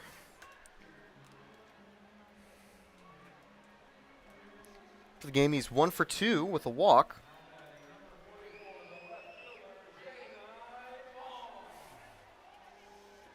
And, oof, low, ball 1. Janae Vaughn looking to get the offense going, to try to expand the lead. Ball 2.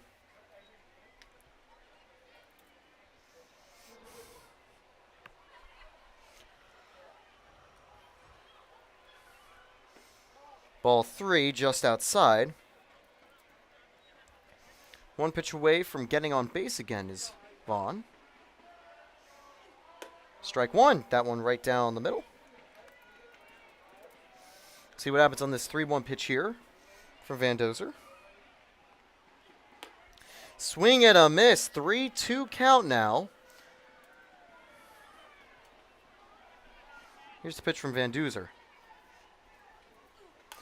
Fouled away by Vaughn, staying alive. On deck, Charnetsky.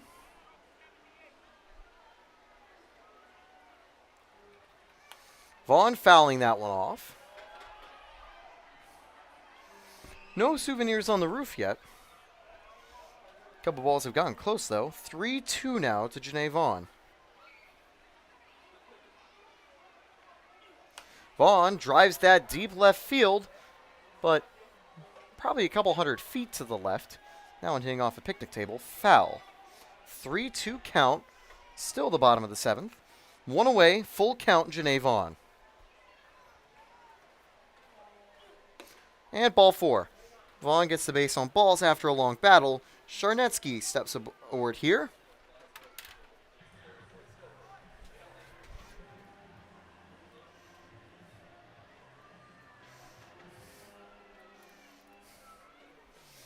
Charnetsky, 1 for 3 with 2 RBIs. Actually, 1 for 2. He had a sac fly. But 2 RBIs so far. And pickoff attempt, Vaughn safe. Charnetsky aboard here. Vaughn on first.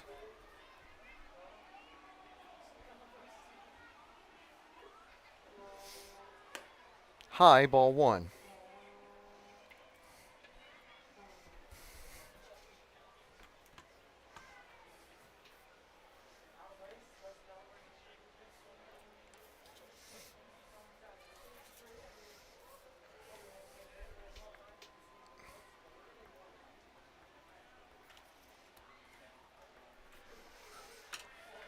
And Mendoza just taking time really quickly to talk it over with Gaudreau.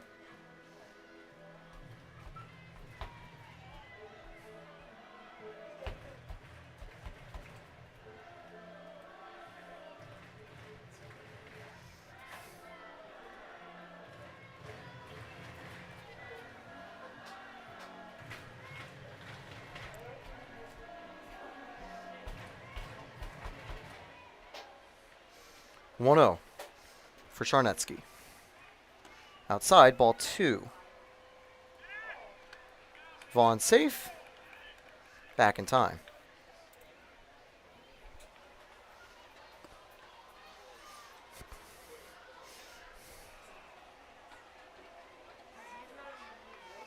Two-0. Inside, ball 3. Charnetsky aboard, or getting ahead here.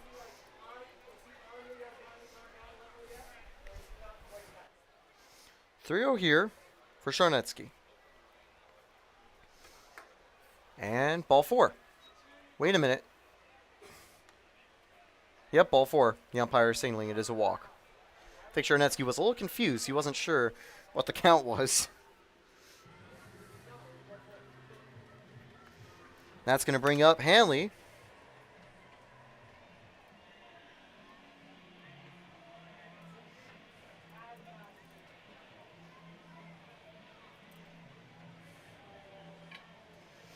Still the bottom of the 7th.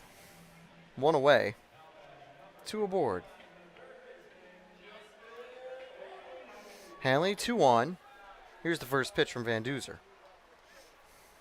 Swing and a miss, strike 1.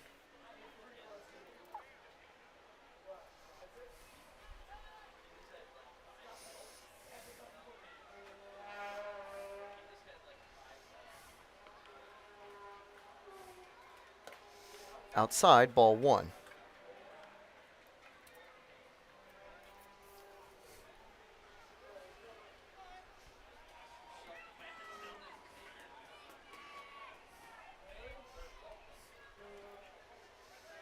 Vaughn going to third. The throw in time.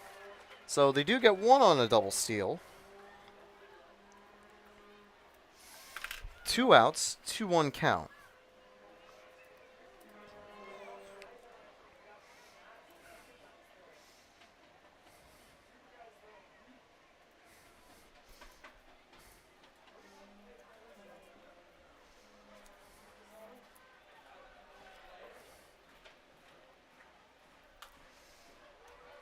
Fouled. 2-2.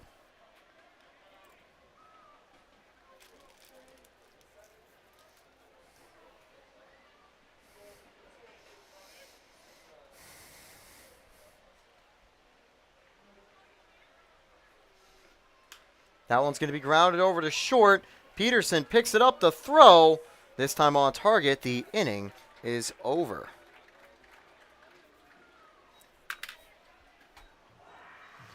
That's the 7th inning done and dusted. We'll be back with more Pios baseball right after this.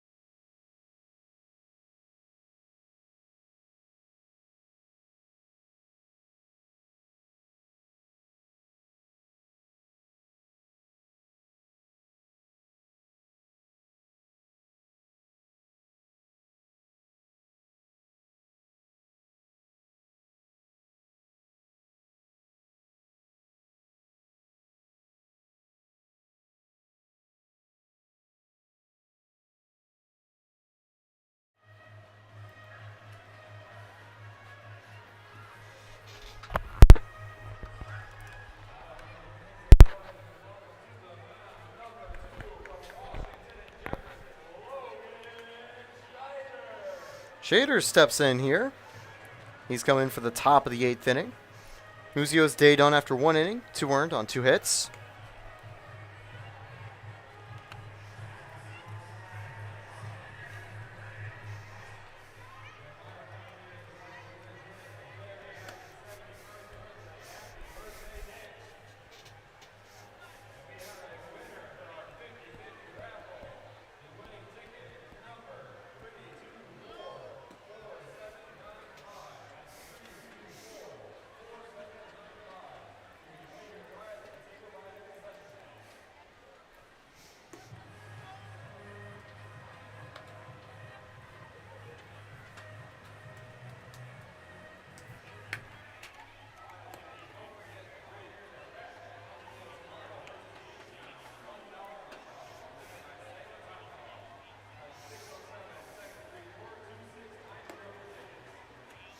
Warm-ups concluded. We are ready to go. Top of the 8th inning. Tomorrow night at Dunfield, $1 hot dog night. I mean, who can say no to $1 hot dogs? We're ready to go. Top of the 8th. Leading off for the Mansfield Destroyers, Peterson. He's 0 for 3 today.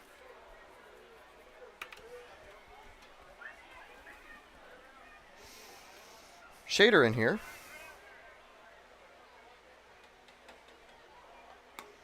Just outside, ball 1.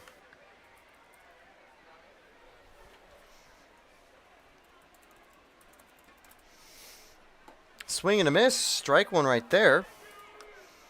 Got him at that high and inside pitch.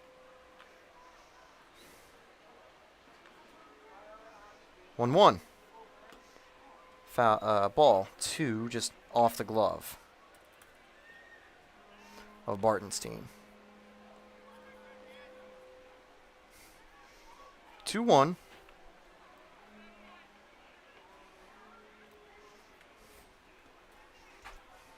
That one fouled backward. Finally a roof souvenir.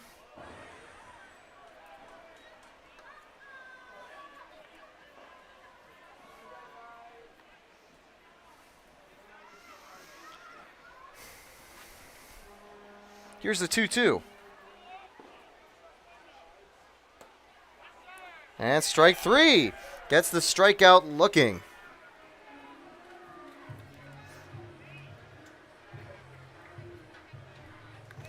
That's the 11th strikeout as a unit for the Pioneers pitching tonight.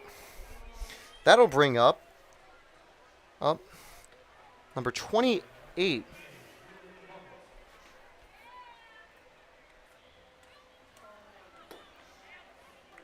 Julian Monks, who was also the replacement over at first base for Vanduzer.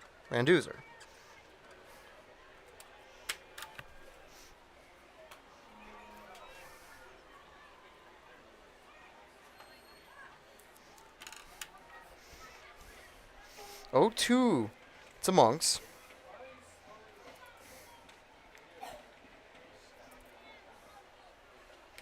That one's high. Ball 1 slipping away from Bartenstein. Bully Hill Vineyards is this inning's sponsor, the official wine for your Elmira Pioneers, always Big sponsor for us and on the back of our jerseys. Ball 2 just outside.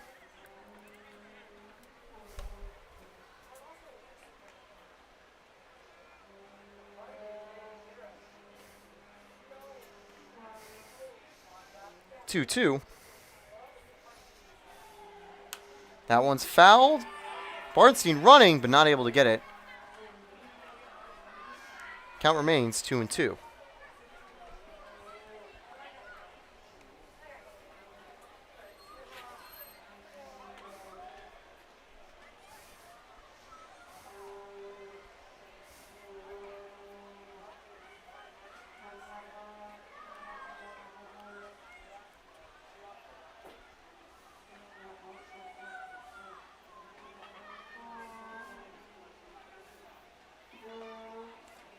Three, 2.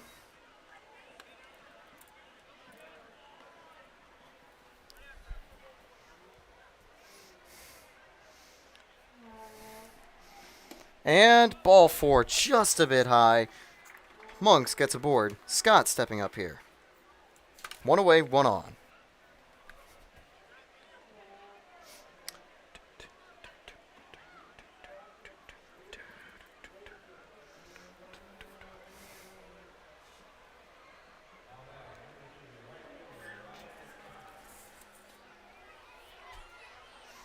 Here's the first pitch. High, ball 1.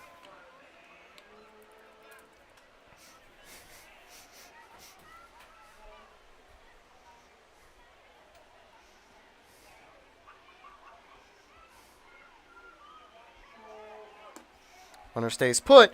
Bartenstein tries to get him on a pickoff. 2-0, and the runner is safe.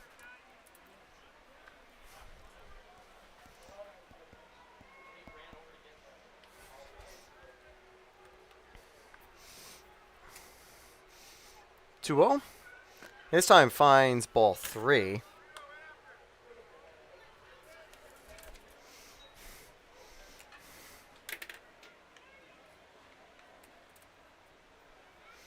Here's a 3-0 from Shader. Ball 4. 2 walks in a row, this time on straight balls.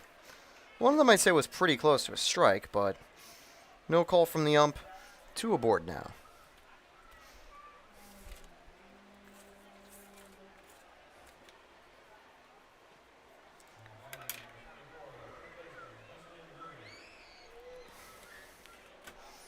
Scott is up now.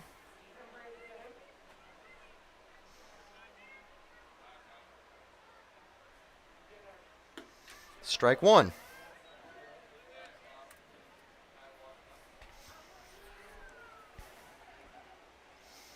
The 0-1 to Scott.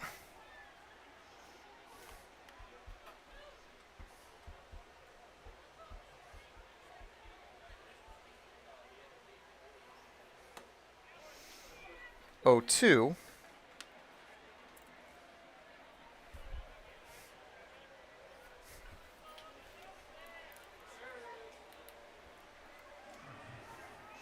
Oh, 2 here for Scott. Chance for Shader to try to get second out.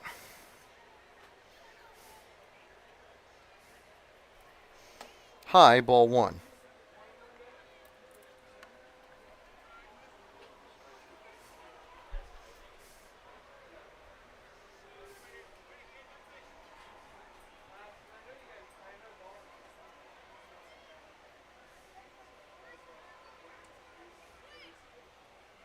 That one fouled.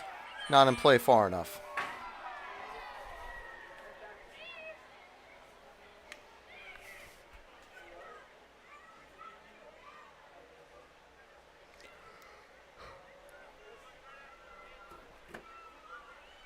$67 now here in Elmira.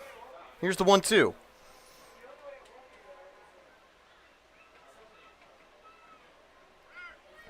Runner goes to third. That one off the glove. Bases are now loaded. That was just a hard grounder. A little bit too tough there to field for Hanley.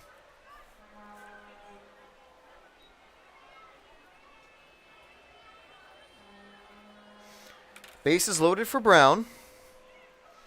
Top of the order back up now for Mansfield.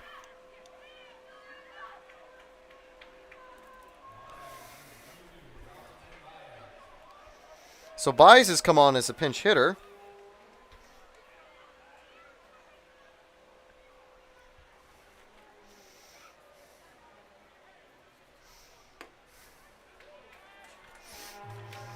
Oh, 1 on that swing and miss.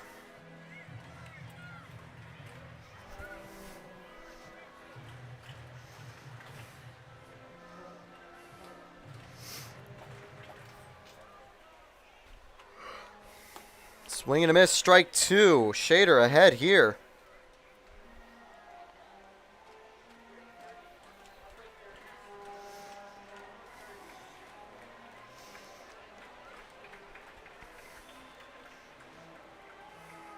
Oh, 2.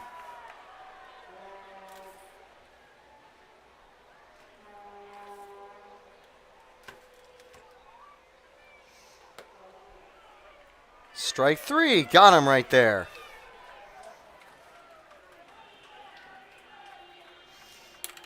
Saltzer up here with 2 away. Bases loaded.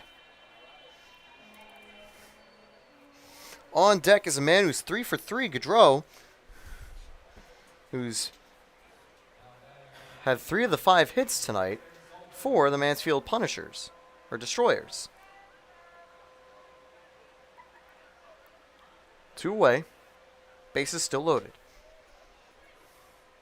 That one's lined and, oh, hits off of Hanley's glove. 2 runs will score. Wait, throw to the plate. And no, not in time. But they do now have a runner in the pickle. And I think he's almost accepting his fate there. They got him. So it's now an 8-5 ball game, but the inning does come to a close. Parks out trying to get to third.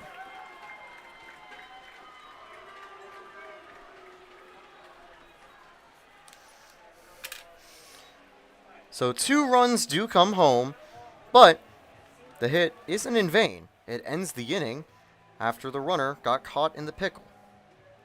With that, the top of the 8th is over. Bottom of the 8th, right after this.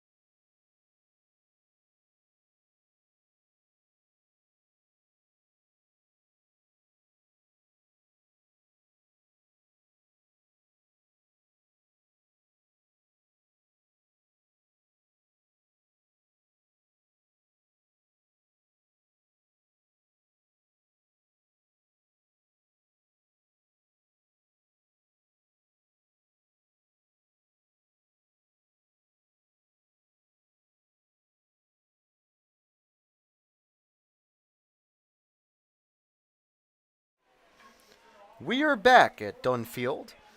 It's going to be the second baseman, Brown, who's taking the mound now for Mansfield. Leading off, Nick Reiser. Reiser got aboard via walk and scored last time out.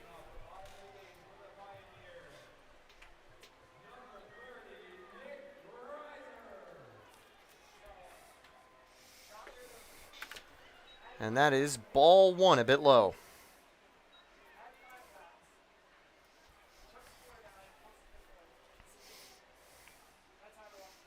Ball 2 a bit low.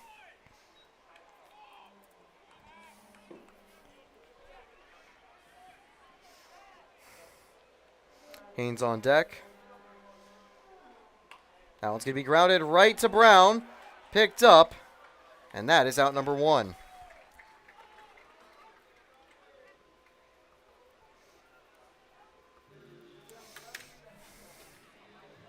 One out, bottom of the 8th. Here comes Haynes.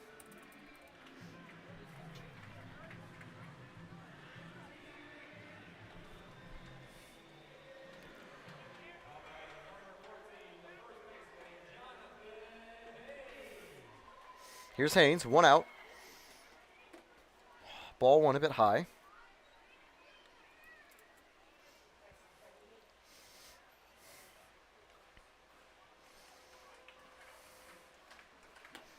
Ball 2 a bit high.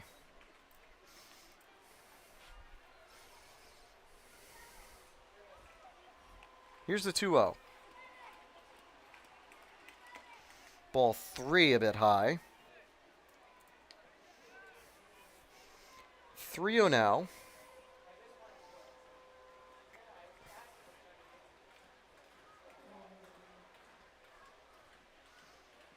And swing and a miss on the 3-0 pitch. 3-1.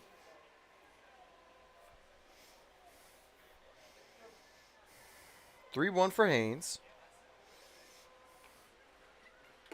3-2. He's missed that one again.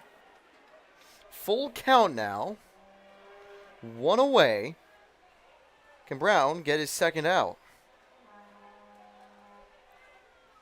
That one's popped up. And in play, if he can get to it, no. Foul.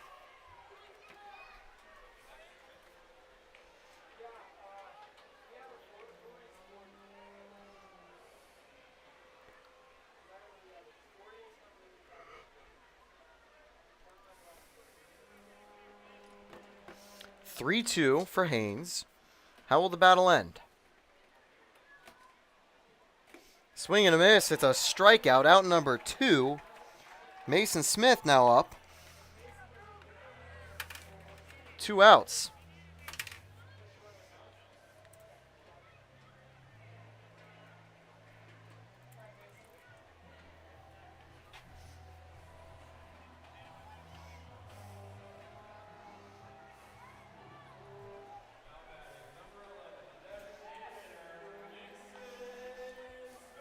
Smith, a solid game so far. He got on base via error and scored, and got on base via walk.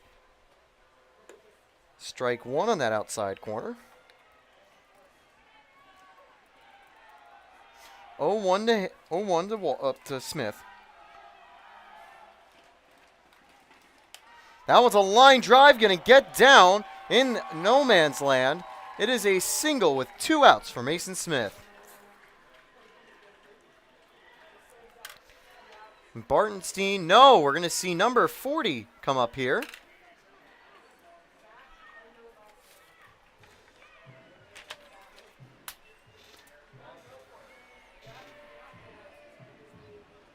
And here comes Zach, number 40.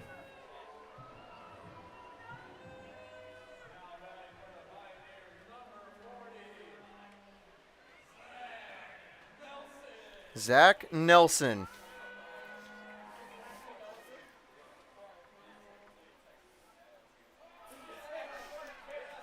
And he's got hit by a pitch.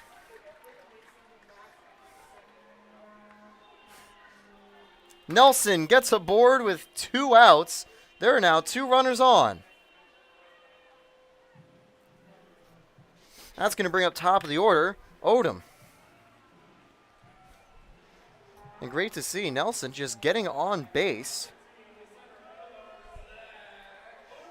Odom's now up, 2 on, 2 outs. Odom drives that foul, is nearly down the line. That likely would have brought Mason Smith home, try to extend that lead.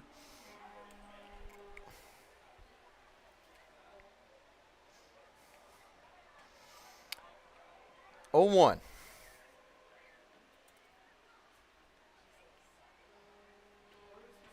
Swing and a miss, 0-2 now. Odom in an 0-2 hole.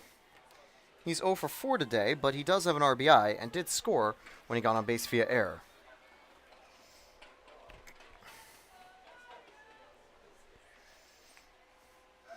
That is way outside, ball 1.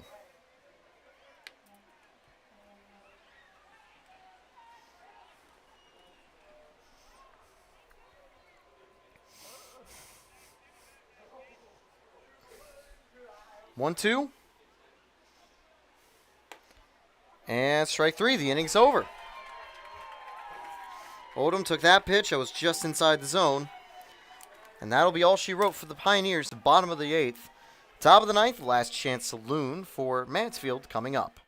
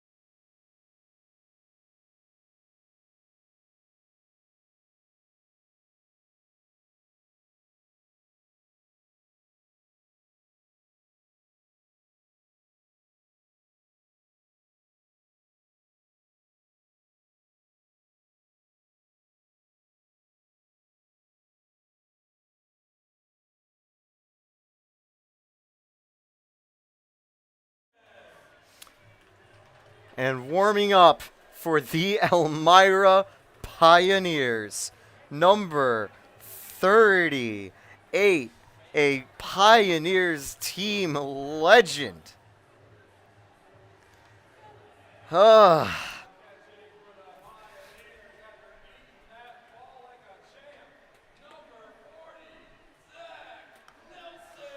So it's the pitching coach, Billy Wilderman, stepping on the mound for the 9th inning. And Zach Nelson is going to be at the catcher for the 9th inning. He came on, got hit by a pitch, and his at-bat he came on as a pinch hitter for. It is last chance saloon. And we've got Billy Wilderman looking to get the save. It won't count as an official stat, but it still would be a great save. And I know something that would give a great end to this fun day here at Dunn Field. Reason this is possible? Well, Wilderman is technically eligible to come in as a pitcher for the Pioneers. That one, 0-1, fouled.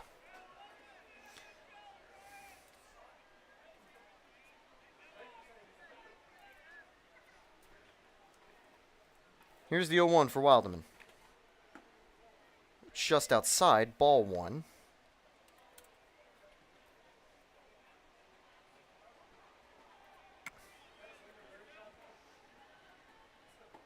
Strike 2 on that outside corner.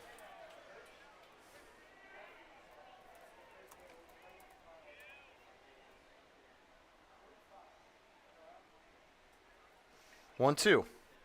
That one fouled. Is it playable? It might be. No, it isn't. Just a few feet foul. We stay at 1 and 2.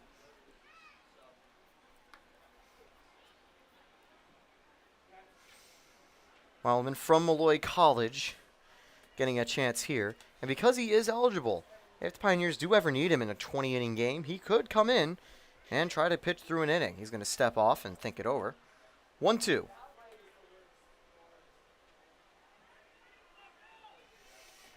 That one's going to be grounded sharply to second.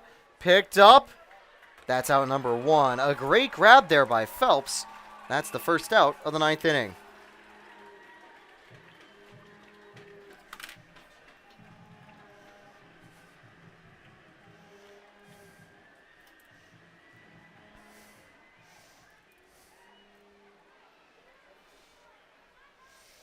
Here's one out. Now stepping up, Horton. It's actually going to be Earhart coming in. Pinch hitters up and down the Mansfield lineup.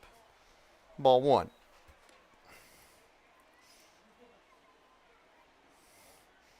This season, Earhart, 7 at-bats. No hits, 1-1.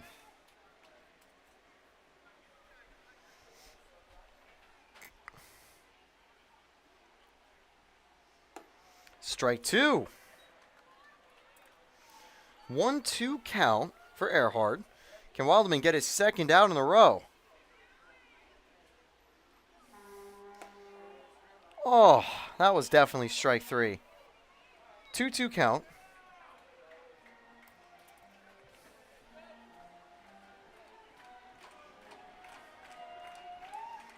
That one driven deep center field. Odom tracking back. That's out number 2.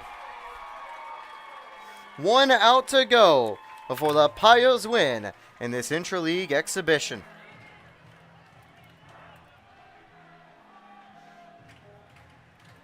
And we will give you Dunfield for this final at-bat.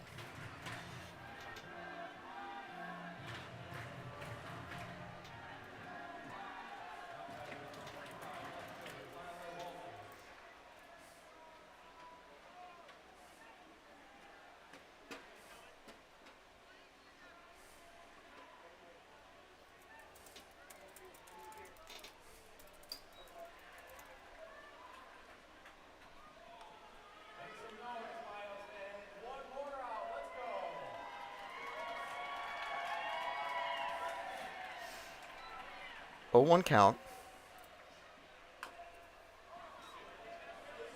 1 strike away.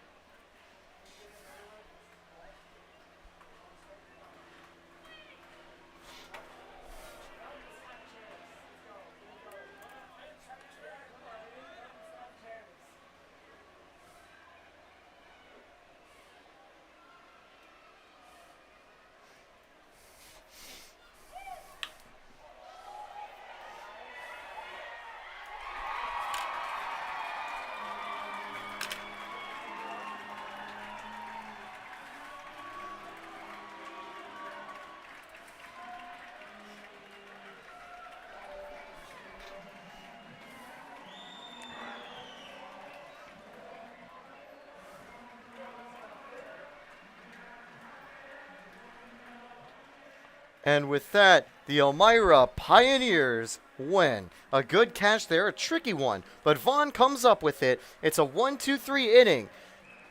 The win for tonight's game, getting it after the Pioneers took the lead in the first and never looked back, is Aiden Blake. Pitched 3 innings with 1 earned run, 1 hit, and 5 strikeouts. Getting the loss is Smartwood, 3 innings pitched, 4 hits, 5 runs, but only 3 of them earned, and he also got a strikeout. The save from Billy Wilderman with 1 inning pitched, no runners allowed. As he comes on as the coach, pitching coach, those 2 initials spelled backwards are closer. Consequently, we'll also see Muzio and Shader take the holds, I believe. But a great game for the Elmira Pioneers. The first of 2 in the series for Mansfield. We'll see Mansfield at Dunfield later in July. And we do thank all the fans for coming out and having a great time tonight. And overall, I think it was a great game for both teams as well. It was cool to see a lot of players playing different positions, doing some different things. I mean, Nick Reiser coming on, getting on base via walk. We saw Joe Muzio take the mound. We saw Max Mandler take the mound. A lot of fun memories here. I'm Taylor Storthy. Thank you for tuning in. Tomorrow night, we're back to perfect game collegiate baseball league action at Dunfield as the Tarp Skunks look to go 3-0 against the Payos. The Payos looking for some revenge. We'll see you tomorrow night. Same time, same place. I'm Taylor Storthy. Thank you again for watching. The Payos win.